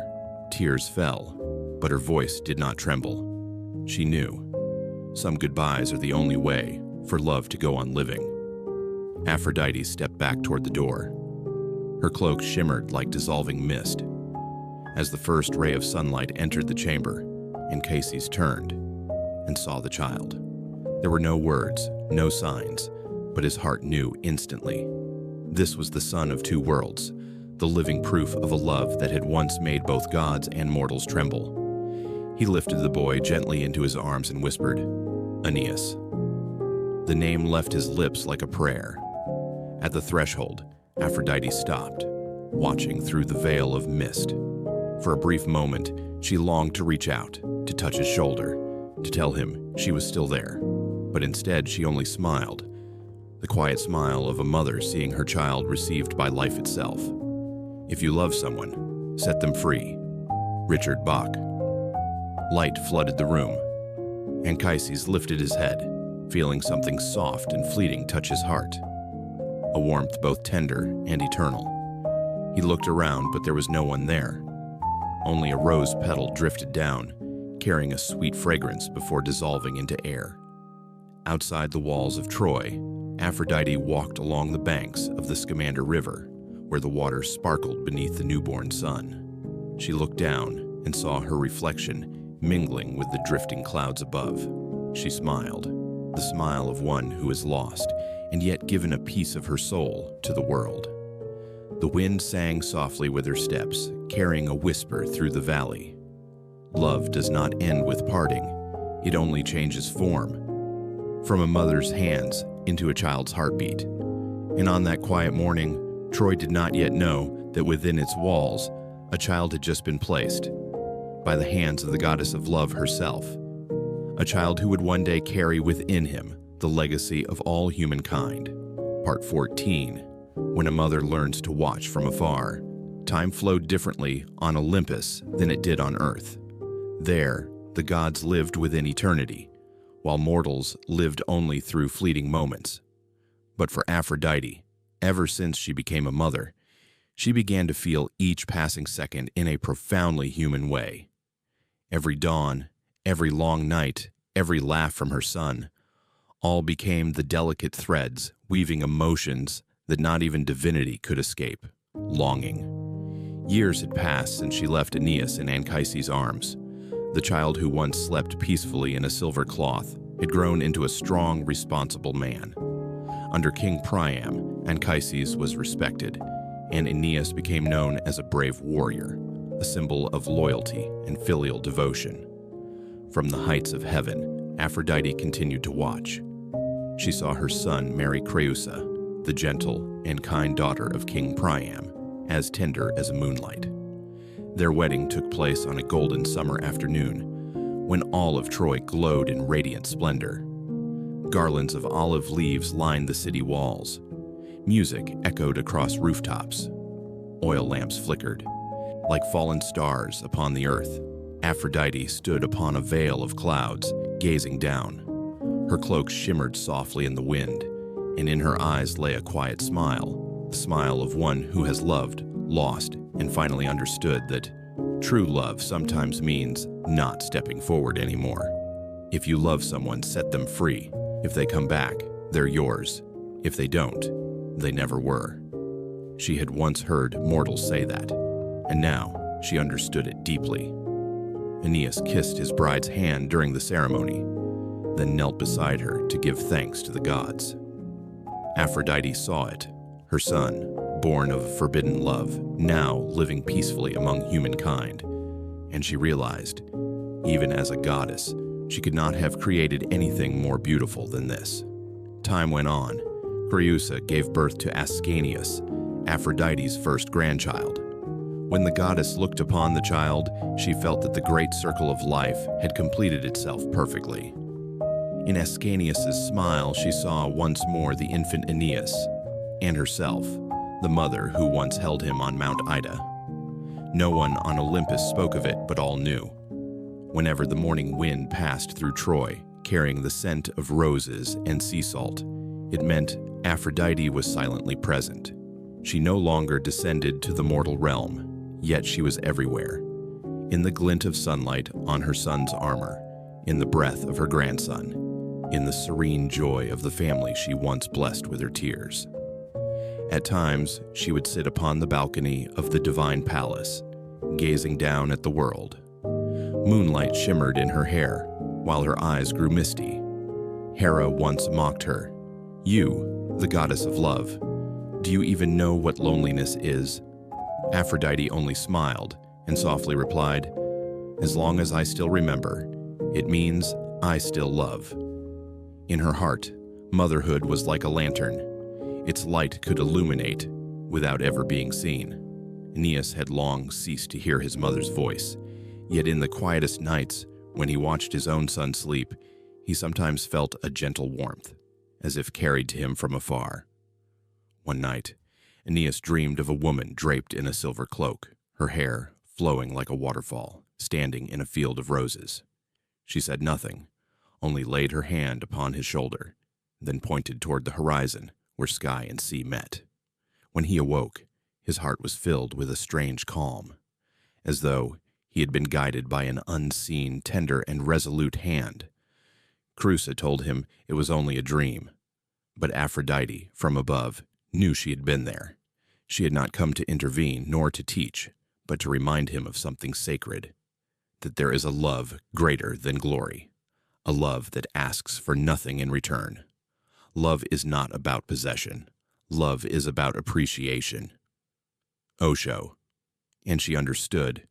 She was learning this lesson in the hardest way possible. Those were peaceful years in Troy. Aeneas lived a simple life with his wife and child, dinners by the hearth, starlit nights, and bedtime tales of courage. Creusa often sang the old hymns of Apollo as lullabies, while Aeneas smiled, resting his hand on his son's dark hair, eyes filled with faith. From afar, Aphrodite watched, and when the wind rustled through the trees, her own hair stirred, as if she too were rocking that child to sleep. Perhaps in every mother's heart, divine or mortal, there comes a moment like this, when she realizes that true happiness no longer lies in her embrace, but in the smile of the child who has grown. One evening, as the sun melted over Troy like honey, Aphrodite stood among the clouds, the golden light glowing upon her face. She whispered, a prayer sent down to the mortal world. "My child, I once believed love was the power to make the world bow, but now I know true love is having the courage to watch you walk away and still smile." And from then on, whenever sunset fell upon Troy, people said they saw a faint light streak across the sky, soft as breath, warm as a smile.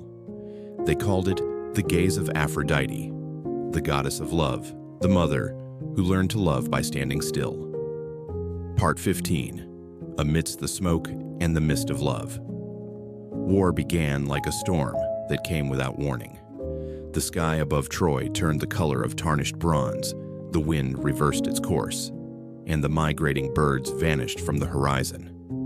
The Aegean Sea, once shimmering in silver light, now churned red as blood. Upon Olympus, Aphrodite stood by the marble cliffs, gazing down at the mortal world, where fires were rising through the night.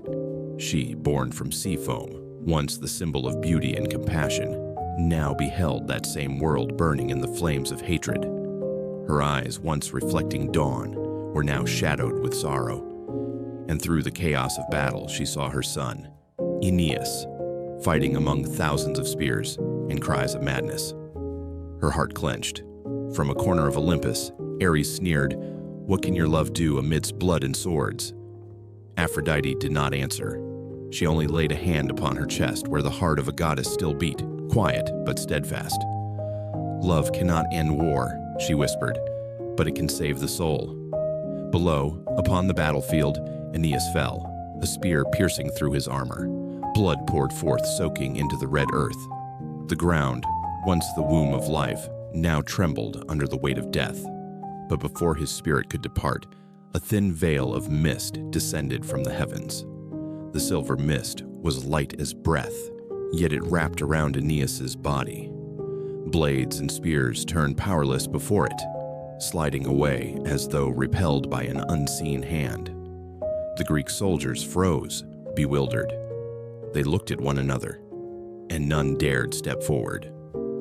Through the wind came Aphrodite's voice, not loud, but deep, like a vow echoing through eternity. "My son, when the world turns to ashes, love will still be the shelter around you." Aeneas opened his eyes.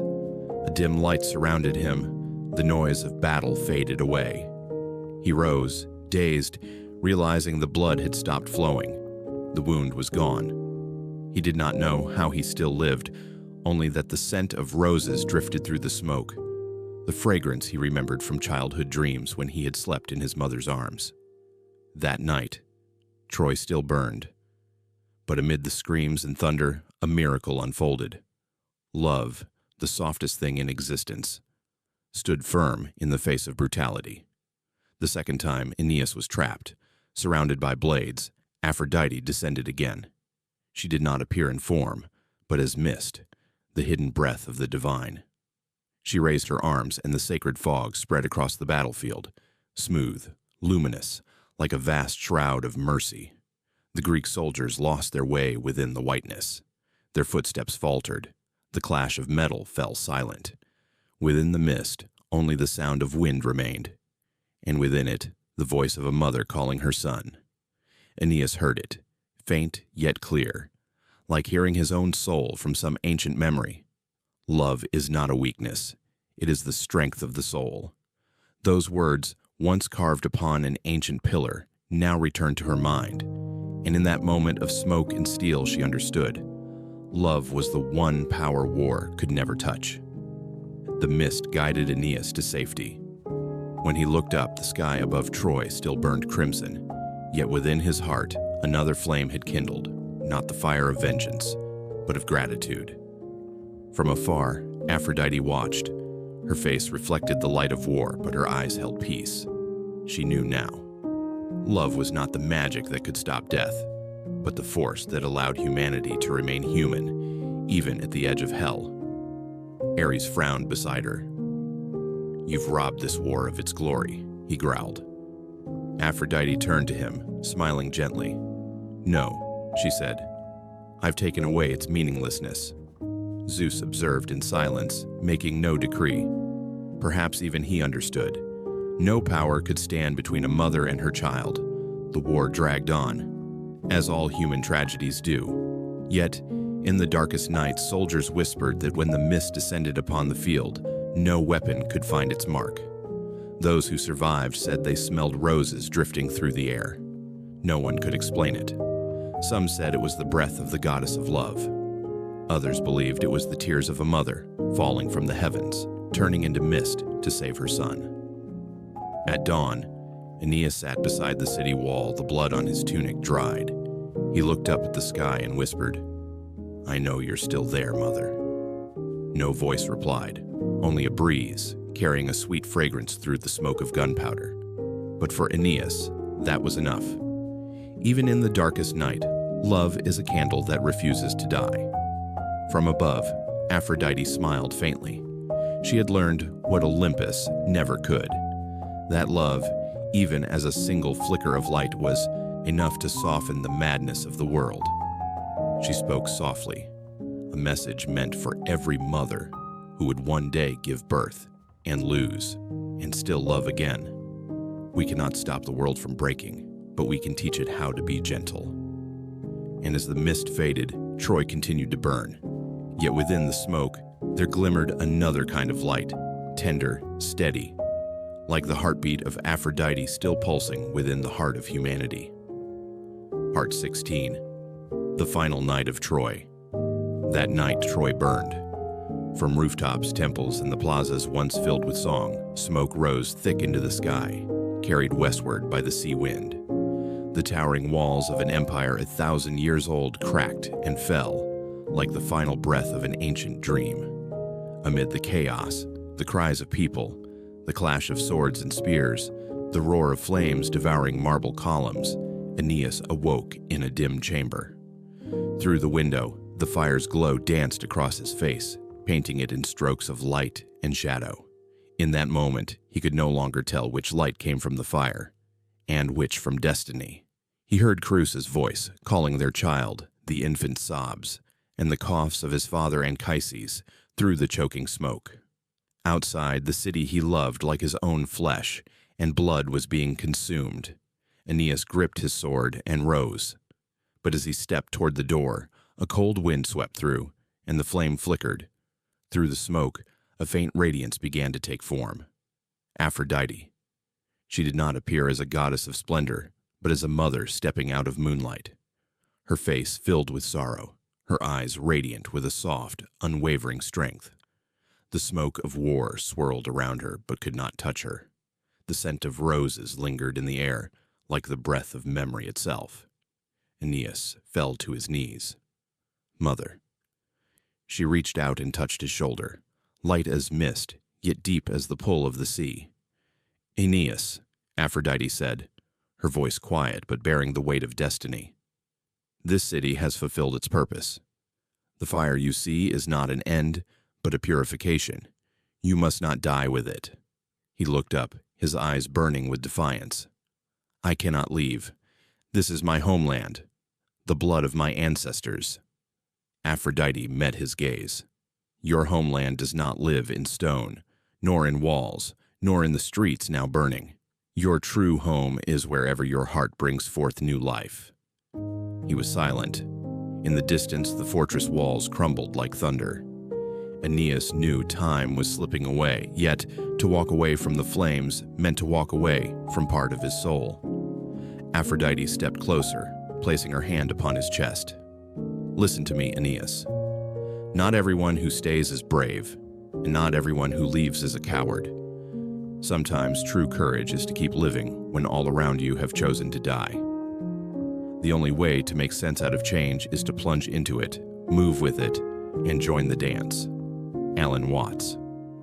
Her words flowed through the fire like a stream through the desert. Anchises, frail and coughing, was led to the door by Creusa. Aeneas rushed forward to support him. The old man looked at his son, and in his clouded eyes there shone a quiet pride. If this is the will of the gods, he whispered, then go. Carry this bloodline through the fire. Troy may fall, but its spirit will not. Aeneas grasped his father's hand, then turned to Creusa. She clutched their child tightly, tears glimmering in her eyes, but she did not tremble. She simply nodded, wordlessly, with a faith that needed no explanation. Aphrodite raised her hand. A silver mist filled the chamber, cooling the air, softening the scorch of the flames. Outside, the city still burned, but within the mist, the fire seemed distant, as if death itself had parted to reveal a secret path, known only to those led by love. Aeneas felt his mother's breath all around him, light, like a lullaby. Go, Aphrodite said, and do not look back. Behind you lies an ending, ahead a beginning. When you pass through this night, remember, I will walk with you, not in form, but in wind, in mist, in faith. Sometimes you have to let go of who you were to become who you might be. C.S. Lewis. They left the house, stepping into the smoke-filled streets. Troy, once glorious, was now only ash and flame. Soldiers ran in panic, prayers vanished in the haze. Aeneas carried his child, supported his father, and held Creusa's hand. Step by step, they moved through the fire, consuming their past. Every step was a farewell, every breath a wound. Behind them, a pillar collapsed. Stone dust rose into the air. Aeneas did not turn back. He knew, if he looked, his heart would break. But within that pain there was peace, a strange, solemn stillness. For even in loss, he still carried love. The love of his father, his wife, his son, and the immortal mother watching from the heavens. When they reached the city's edge, Aeneas stopped and looked toward Troy. The flames raged like a maddened sun. Yet amid the smoke, he saw a silver gleam rising, delicate, pure, serene. It was Aphrodite, arms outstretched in blessing. He knelt and bowed his head. "Mother," he whispered, "I will not let this bloodline fade." High above, Aphrodite gazed down, her tears mingling with light. "Love is the bridge between you and everything." Rumi. By dawn, Troy's fires had died. The wind swept across the ashes, carrying with it a faint scent of roses. And far away, upon the road to the unknown future, Aeneas, the son of love and destiny, walked on, through the dust of the past, beneath the silent gaze of his immortal mother. And Aphrodite, goddess of beauty and compassion, stood amidst the smoky sky, knowing that her love, though surrounded by ruin, had planted the seed for a new world yet to be born. Part 17. The Sea of the Survivors. Troy had burned for 3 days and 3 nights, and by the 4th dawn, only ashes remained. The morning sky was pale silver and heavy, as though even the gods were holding their breath. On the southern shore, the survivors gathered in silence. No longer soldiers or kings, only people carrying their families and a faith as fragile as a thread. Aeneas stood among them. His hair was matted with smoke, his armor torn, but his eyes still burned with light. Beside him, his aging father Anchises leaned on his staff, breathing in short, broken gasps. Creusa held their child, Ascanius, her face pale but steadfast. No one spoke. They all gazed toward the sea, where the first light of day shimmered upon the water, spreading outward like a path of escape. The great wooden horse still lay in Troy's square, half sunken in smoke. Aeneas looked back once more. His heart felt like a small bird caught in a net, longing to fly, but its wings coated in ash. Anchises placed a trembling hand upon his son's shoulder and said softly, "Do not look back. Everything that was has already stayed behind." The art of living lies less in eliminating our troubles than in growing with them. Bernard Baruch Aeneas nodded. He understood now that some wounds are not healed by forgetting, but by continuing to live alongside them. When the ship pushed off from shore, the sea was eerily calm. The water mirrored their weary faces, gaunt, exhausted, yet glowing faintly with a strange, resilient light, the light of hope. Aeneas stood at the bow. Behind him, Troy dissolved into mist like a torn dream. Before him stretched only the endless water. Anchises turned to his son and murmured in a raspy voice, "We have nothing left, and that means we can begin everything again." Day after day, the sea was tender as a mother, then suddenly wild as a beast. Some days were gentle, clear skies, wind playing through their hair, Aeneas telling his son stories of gods and courage. Other days, storms came. Rain lashed like whips, thunder split the heavens, and their ship tossed like a leaf in the flood. Anchises knelt to pray, while Creusa clutched her child, whispering trembling prayers from the old world. And then, when the ship seemed about to be swallowed whole, something miraculous occurred. From within the storm, a silver light poured across the water. The wind ceased, the waves stopped rising. The sea itself froze in a single breath. Aeneas looked up through the rain and saw, faint among the clouds, a gentle radiance, like a hand reaching out to touch the world. He knew at once.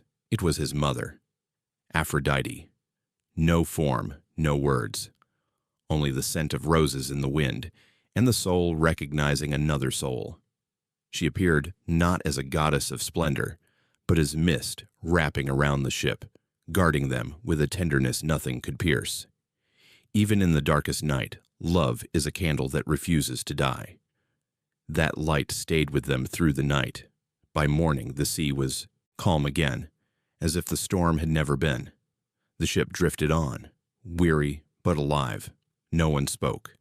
They simply looked toward the sky, where the clouds parted to reveal a thin, gleaming streak of light.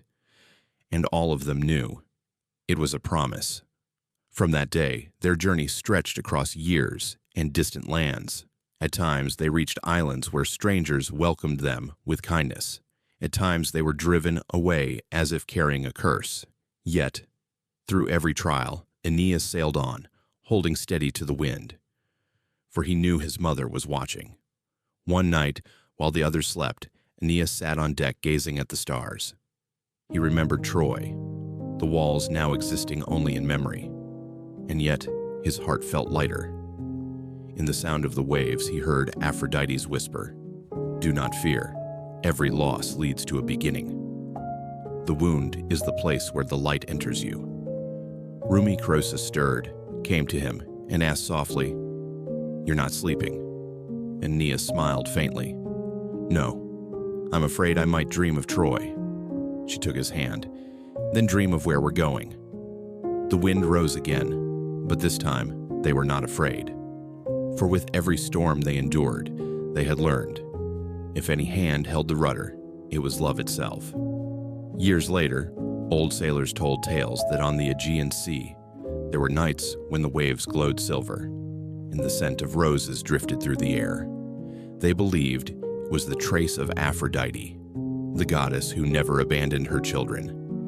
And Aeneas, within the vastness of the sea, understood at last that life is not built upon victory, but upon perseverance. And within perseverance, the human heart finds faith. What is to give light must endure burning. Victor E. Frankl. For the same fire that once consumed Troy was also the flame that lit their way forward. And on that small ship, adrift upon an endless sea, a father, a husband, and a son of love continued his journey, carrying with him the voice of the past and the faith of the future. High above, Aphrodite watched, the wind whispering through her hair. She knew her son would find new land. For those born from ruin, if they still carry love, can never truly be lost. Part 18. The Prophecy over the Western Sea. The night wind was as gentle as the breath of a dream. On the ship, drifting silently across the sea, Aeneas sat alone at the bow, his eyes fixed on the west, where the water melted into a pale horizon. The sea was so still, he could hear his own heartbeat, slow and heavy, like the drum of fate. After long years of exile, storms, and death, one question pulsed through him. Why has this journey never ended? The moon rose. Its silver light spread over the surface of the water, glimmering on the salt stains across his shoulders. When Aeneas looked up, the wind shifted. From the heart of the sea, a thin mist rose, and within it appeared the figure of Aphrodite. She no longer bore the radiant aura of a goddess, but the calm grace of a mother who had walked beside her child through both sorrow and hope. Aeneas knelt, but Aphrodite gently placed her hand on his shoulder. "Rise," she said softly. "You are no longer a child. You have endured enough to know that every beginning must pass through loss. The wound is the place where the light enters you." Rumi. Her words dissolved into the wind, yet Aeneas felt something ignite within his chest. In her eyes he saw both darkness and dawn. "You wonder why the sea never ends, don't you?" Aphrodite asked, her voice as soft as waves upon sand. "Because it is carrying you to a place where history has not yet begun." Aeneas followed her gaze, and through the mist a vision unfolded. Rolling green hills, a river winding around a city not yet built, and rooftops waiting to rise toward the sun. A land without a name, but the light there pierced him with recognition. "That place will be your destiny, Aeneas," Aphrodite said. "From your bloodline will come a people. They will write myths, build cities, and illuminate the world." Aeneas bowed his head, his voice rough with doubt. "But who am I to bear such a burden? I am only the one who fled a burning city." Aphrodite smiled faintly. "It is because you know what loss means that you are capable of rebuilding. Out of suffering have emerged the strongest souls. The most massive characters are seared with scars. Khalil Gibran." She moved slowly around her son, moonlight threading through her hair like the Milky Way. "No glory begins without pain. Do you think love is merely joy? No, my son. Love is the foundation of every civilization, because only love drives humans to continue, even when the world collapses." Aeneas fell silent. The sea seemed to hold its breath. Waves froze, the sky opened, and for a fleeting instant he saw that life and death were but two beats of the same cosmic heart. Aphrodite leaned close, whispering, "Go westward. There you will build a city, and generations will spring from you.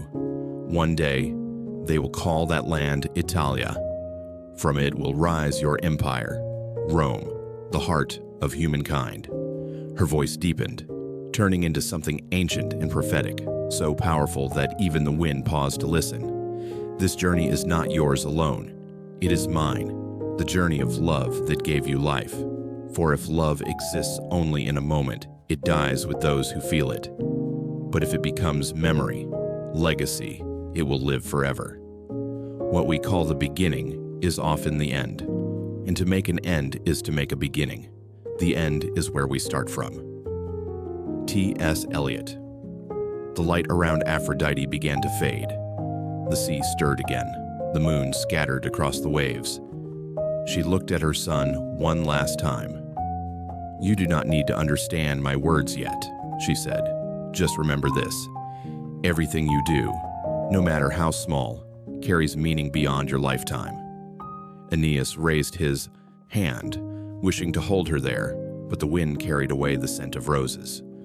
Only the warmth on his shoulder remained, the ghost of her touch. He rose and looked westward. In the sky, a new star ignited, bright, pure, and stronger than all others. "Is that her sign?" he whispered. Anchises stepped out, leaning on his staff, following the direction of the star. "Sometimes destiny is not spoken in words," he murmured, "but written among the stars." Aeneas took the helm. "We sail," he said, his voice alive again, and the ship cut through the waves, bearing the spirit of a nation yet unborn. That night, the sea was no longer the grave of exiles, but the road of promise. Behind them, the past slept in Troy's ashes. Ahead, the dawn waited, where a goddess's love would become history, and a son's dream would grow into civilization itself. Part 19. The Land of Promise. After endless years, adrift between sea and sky, after ships shattered, sails torn by storms, and despair gnawing at every night's sleep, Aeneas at last saw a new shore, a stretch of green land unfurled beyond the horizon, where gentle hills rolled together like the resting shoulders of a sleeping earth. Dawn broke, spilling golden light across the water. In that still moment, Aeneas's heart slowed its beating. There was no fear, no yearning, only a deep, quiet knowing. This is the place Mother spoke of. Behind them, the sea lay still like a closed chapter. Aeneas stepped onto the sand, his bare feet touching the warm, living earth, warmth that rose from the soil like the breath of life itself, a whisper of beginnings. Anchises looked around. Though his eyes were dim with age, they shone faintly. He murmured, almost to himself, "This is the promised land, my son." The surviving Trojans followed. They were weary, torn, but in their steps there was a new rhythm, the rhythm of hope. Creusa held her young son's hand, pointing to the olive fields ahead, where tender shoots swayed gently in the wind. Look, Ascanius, the trees here are alive, and so shall we be. Aeneas stood in silence. He lifted his gaze to the vast sky and took a long, steady breath. No more salt in the air, no more smoke of war, only the scent of fresh grass and sunlight. Within, he heard his mother's voice, distant yet unmistakable. This is where destiny will bloom. Sow love, and you shall harvest peace. The goal of life is to make your heartbeat match the beat of the universe, and to match your nature with nature. Joseph Campbell. The local people greeted them without hatred. King Latinus, upon hearing of survivors from the east, came down to the plains to meet them. He did not see invaders, only travelers with eyes that had walked through storms and still held fire within. Latinus approached, his aged but steady hand resting on Aeneas's shoulder. I see no war in your eyes, only seeking. If this land can be your rest, then stay. Latium always welcomes the weary. His words flowed like a gentle wind through the fields. Aeneas bowed his head. I did not come to conquer, he said softly, but to find a place where the seeds of love may be sown. Blessed are the peacemakers, for they shall be called the children of God. Matthew 25. In the days that followed, the Trojans began building tents, then homes. They planted trees, sang songs, and told the old stories beside the fire. Stories of Troy, but no longer with tears. When the wind passed, the olive leaves shimmered, releasing a fragrance as light as Aphrodite's breath, lingering like a reminder that love, even through fire, never loses its form. One evening, Latinus led Aeneas to the palace balcony. From there, he could see all of Latium, the wide green meadows, the silver river winding below, and far beyond, the hills fading into a honey-colored dusk. In that silence, Aeneas's heart seemed to stop. This is the place Mother foretold, he whispered. There's nowhere left to go. The journey is complete. Latinus smiled and replied in his calm, grounded voice. No, Aeneas. The journey never ends. It only changes its shape. What we call the beginning is often the end. And to make an end is to make a beginning. The end is where we start from. T.S. Eliot night fell, and the sky was heavy with stars. Aeneas sat alone, holding a handful of Latium soil. He felt the grains slip through his fingers, like time falling through a human life. Brief, yet containing the story of the world.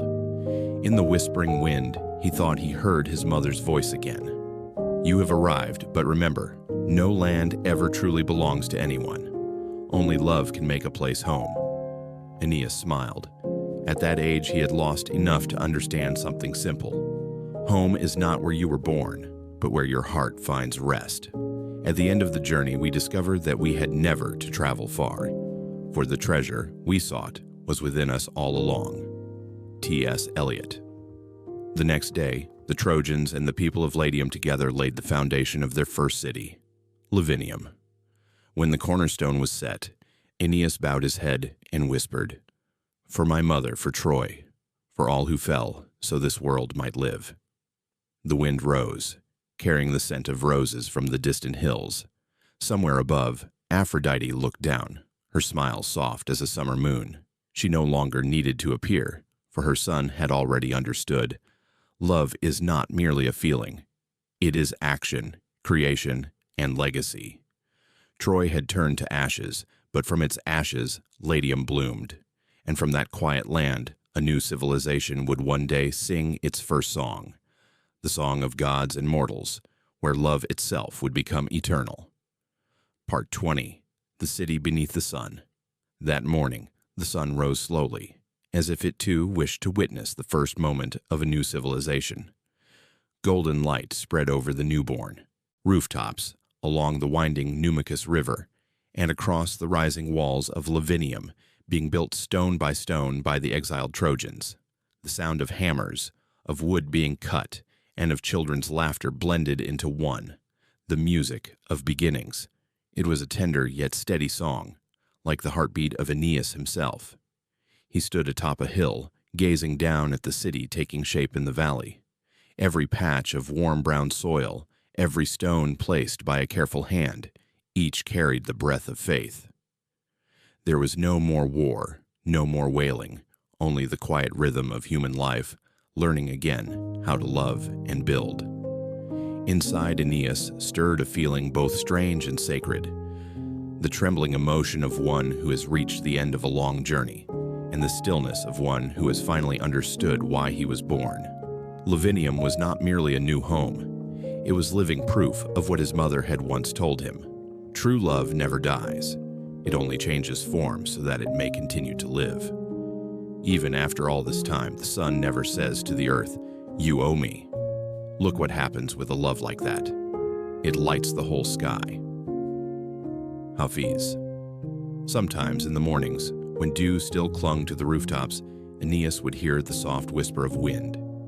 He knew it was his mother, Aphrodite, watching from distant Olympus. She no longer appeared in radiant light as before, but in the simplest of signs.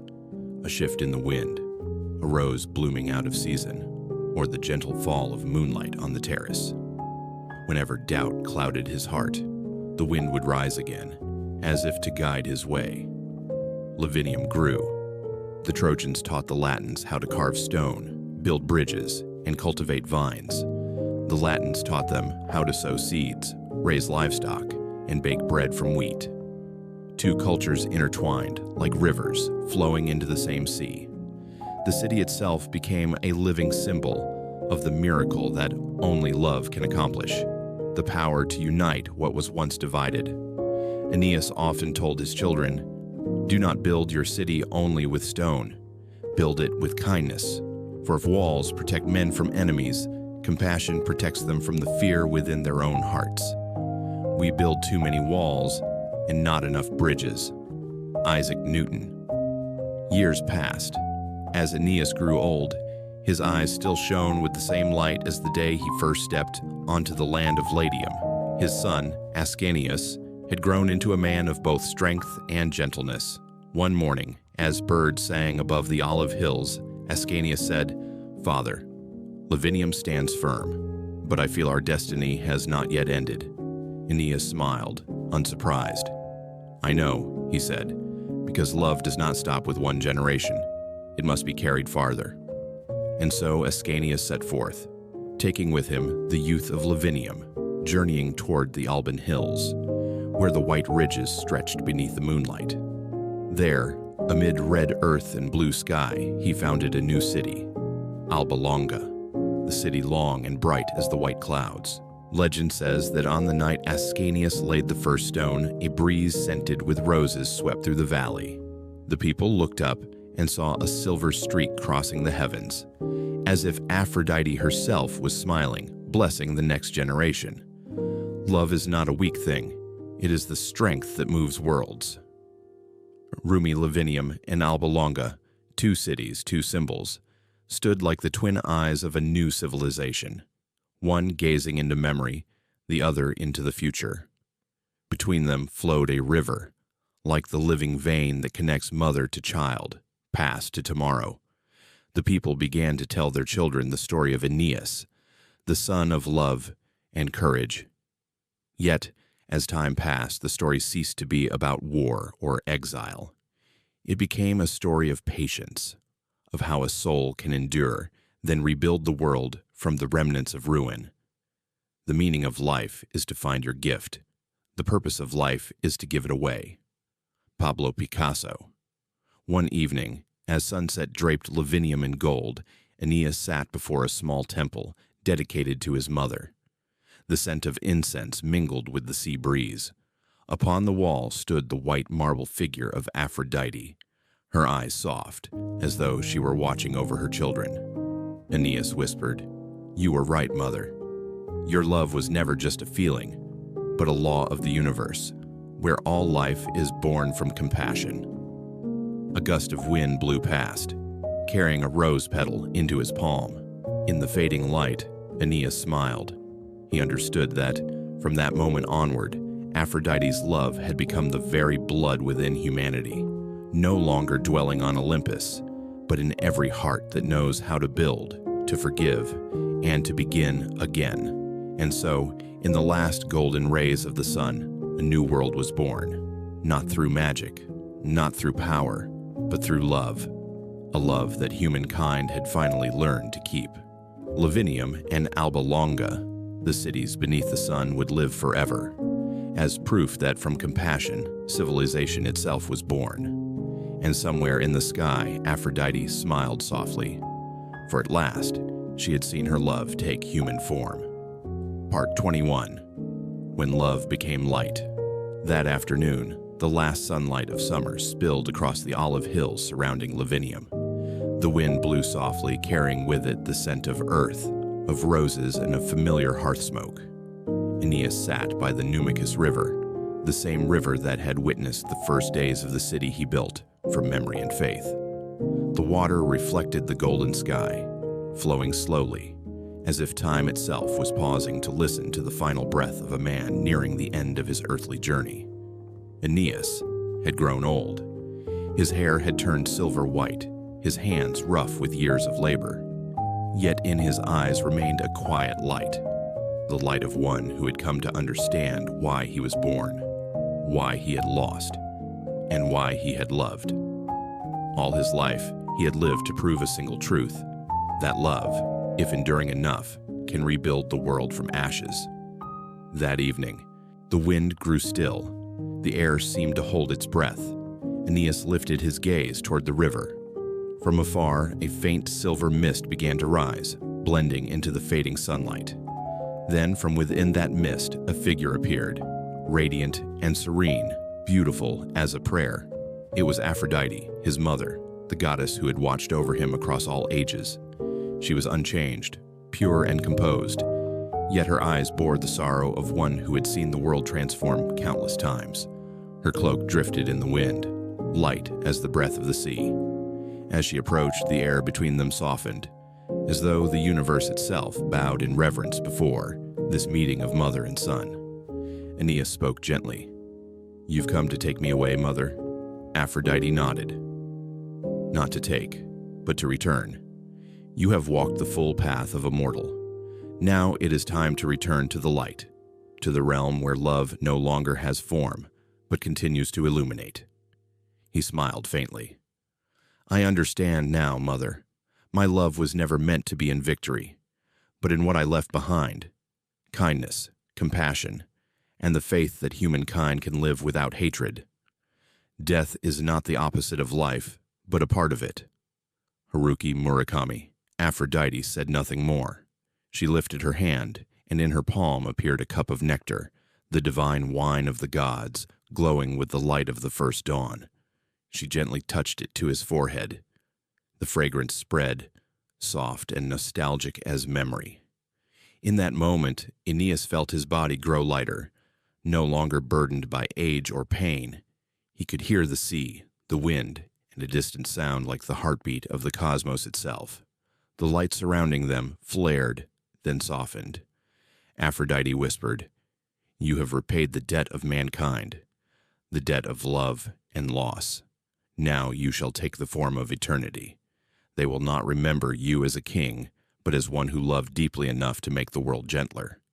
The soul is neither born, nor does it die. It is eternal and indestructible."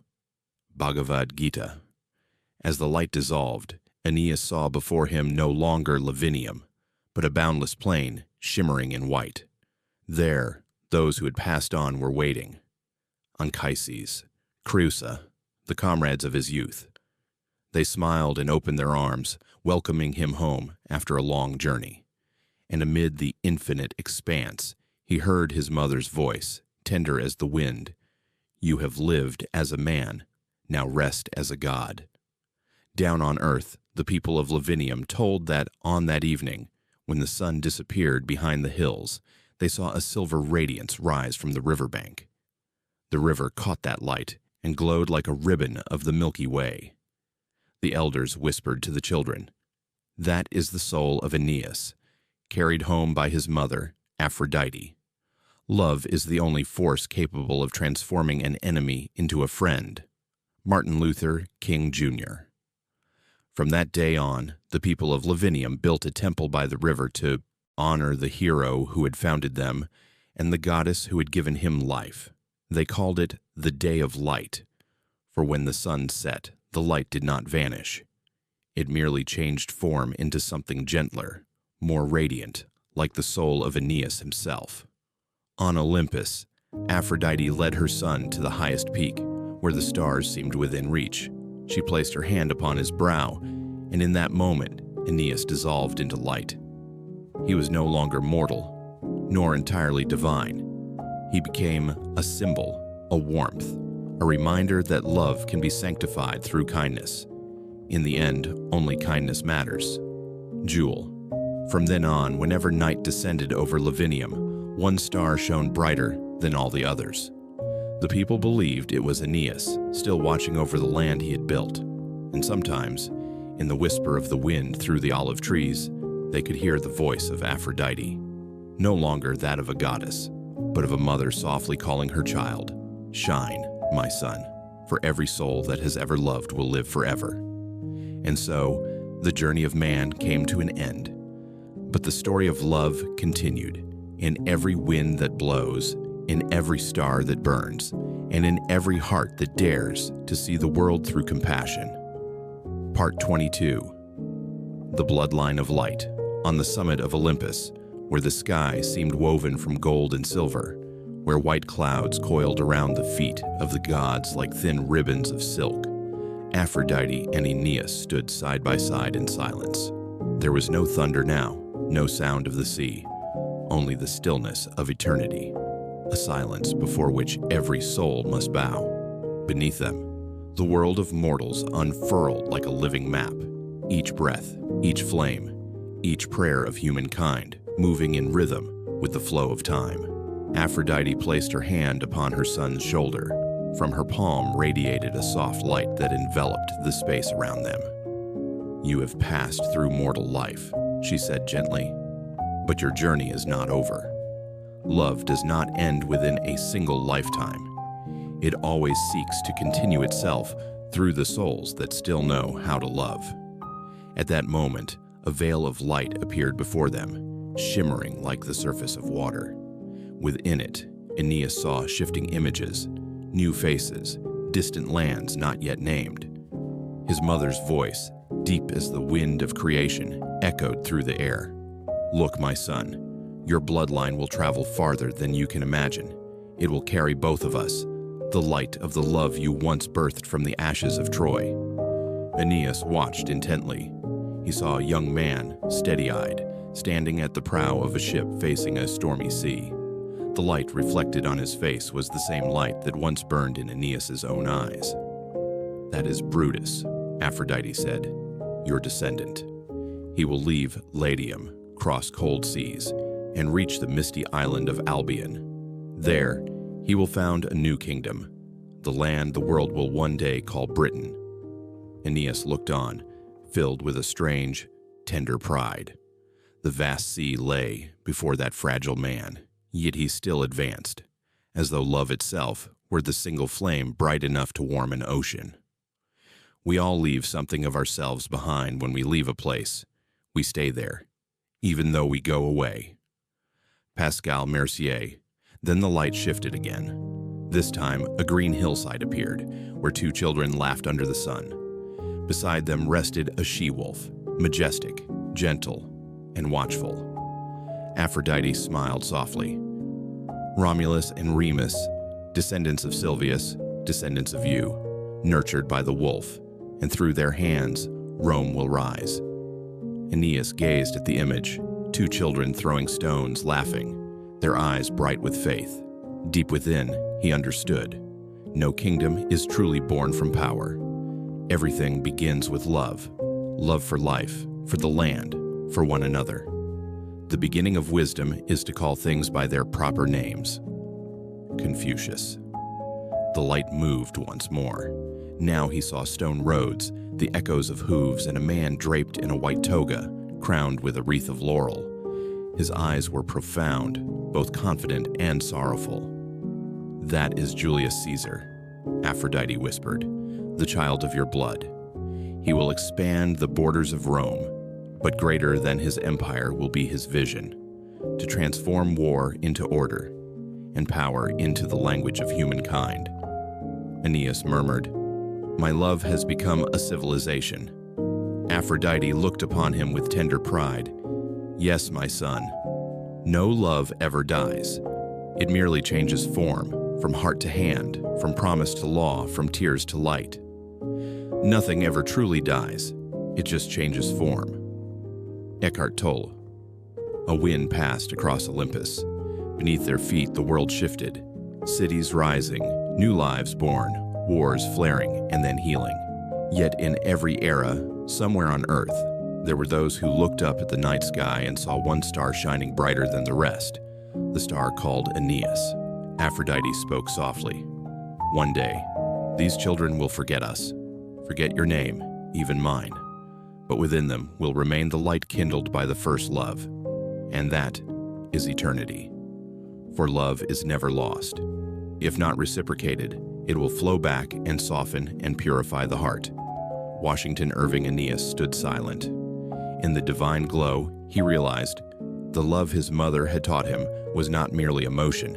It was the current of life itself, the force linking every soul from past to future, from Troy to Lavinium, from Lavinium to Rome, and from Rome to every corner of the world. Humankind was still walking unknowingly in the embrace of Aphrodite. He smiled, his voice a quiet prayer. No city lasts forever, but some things never fade.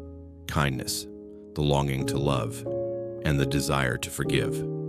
Aphrodite placed her hand over his heart. The light from her palm flowed into his veins, down through the earth, spreading into every being, every land. "Yes," she said, "and as long as humankind can love, your blood still lives." On Olympus, the wind began to sing, a lullaby that carried the echoes of Troy, of Rome, of all souls who had ever loved and lived. Aeneas lifted his gaze toward his mother. "So our love did not end in one lifetime," he said softly. "It is still being written across the centuries." Aphrodite smiled. It was no longer the smile of a goddess, but of a mother who had seen the future, where light and compassion would endure without end. And so, from the heights of Olympus, they looked down upon the world together. Their light joined the stars, forming the Milky Way, the bloodline of love, from mother to son, from son to humankind, still flowed, silent yet eternal. The future belongs to those who believe in the beauty of their dreams. Eleanor Roosevelt. And when night descended upon the mortal realm, people said there were two brightest stars in the sky. One was Aphrodite, the other Aeneas. Between them shimmered a gentle light, the eternal current of love. Part 23. The goddess's last smile. The sky over Olympus that day was impossibly clear. No clouds drifted, no wind stirred, only a soft golden light, as though the very heart of sunset had been poured across the heavens. Aphrodite stood upon the high terrace, gazing down at the mortal world, curled in the gentle arms of night. Cities glimmered, chimneys still breathed faint ribbons of smoke, lovers whispered, and somewhere, someone wept. To her, they were all simply different faces of the same thing, love. Behind her, Aeneas approached, no longer the hero of Troy, nor the founder of Lavinium, but a soul at peace, one who had lived fully and understood the weight of being human. Kneeling before her, his voice was deep and steady, like a prayer returning home. "Mother, I've traveled far, I've fought, I've built, but now I understand. Every glory is but the offspring of love." Aphrodite tilted her head. A quiet smile bloomed upon her lips, not the smile of triumph, but the tender smile of one who has watched countless ages rise and fade. "At last, you see," she said softly, "love does not need to be remembered. It only needs to be lived. Where love rules, there is no will to power, and where power predominates, love is lacking. The one is the shadow of the other." Carl Gustav Jung. Aeneas looked at her with deep gratitude. "And you, mother, who are you in all of this?" Aphrodite fell silent. The light reflecting from her hair shimmered like flame against the dusk. "I am not a goddess of war, nor of wisdom," she said at last. "I am merely the fool who believes that the world can be redeemed through kindness. The least of things with a meaning is worth more in life than the greatest of things without it." Carl Gustav Jung. A gentle breeze passed through, carrying with it the scent of roses and the breath of the sea, the two fragrances that had always belonged to her name. Aeneas rose and came beside her. "People often fear love because it makes them vulnerable," he said. "But perhaps it is in that very vulnerability that we find the strength to live." Aphrodite nodded. "True strength is not found in sword or shield. It is found in a heart that dares to love, even after being broken. That is why the gods need humankind, because only they can love with such fragile beauty. Love is the only force capable of transforming an enemy into a friend." Martin Luther King Jr. Mother and son stood together, looking down at the world below. The silver river of night flowed endlessly, and the reflected light upon its surface revealed the faces of those who still lived, loving, hating, hoping, and loving again. "Do you see?" Aphrodite's voice was like an ancient song. "No matter how humanity wages war, divides, or falls, they always return to one another. Love is a sacred instinct. Even the gods cannot erase it." Aeneas watched in silence, and something tender rose within his chest. Then everything, war and peace alike, are simply different ways in which humanity seeks love. Without love, all worship is a burden, all dancing is a chore, all music is mere noise. Rumi Aphrodite smiled. "Yes, they fight to be loved, they sacrifice to preserve it, and sometimes they lose themselves, only to discover that love was never gone. It was merely learning how to return." The western wind began to stir, carrying the faint gold of the stars. The light fell across Aphrodite's hair, turning her into a living constellation. In that moment, Aeneas understood that his mother's love was not only for humankind, but for the universe itself. A love vast enough to embrace even the darkness. "Humans will one day forget my name," she said softly. "But whenever they look upon the night sky and see the brightest star, they will call it Venus, and in that they will remember me. For love is never lost. If not reciprocated, it will flow back and soften and purify the heart." Washington Irving Aeneas bowed his head. "The world will change. Empires will fall, but your light will remain." Aphrodite brushed her fingers across his brow. "That light is not mine, my son. It belongs to every soul that has ever known love. I am only the mirror that reflects it. When humankind sees beauty in one another, they are seeing me." Then she turned and began to walk into the radiant horizon. Each step became a blossom, each breath a breeze. As her form dissolved into starlight, Aeneas suddenly understood. True love never dies. It merely transforms, from person to memory, from memory to light. And in the end, the love you take is equal to the love you make. The Beatles. The heavens closed around a smile. A new star appeared in the night sky, shining brighter than all the rest. Mortals called it Venus, the star of morning and evening. They did not know that each time it appeared, Aphrodite opened her eyes once more to watch over those who love, who forgive, who live.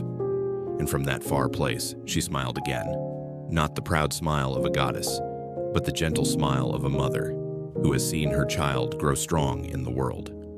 That smile, soft as wind across a field, tender as the first moonlight, was eternal, just like the love she had given to humankind.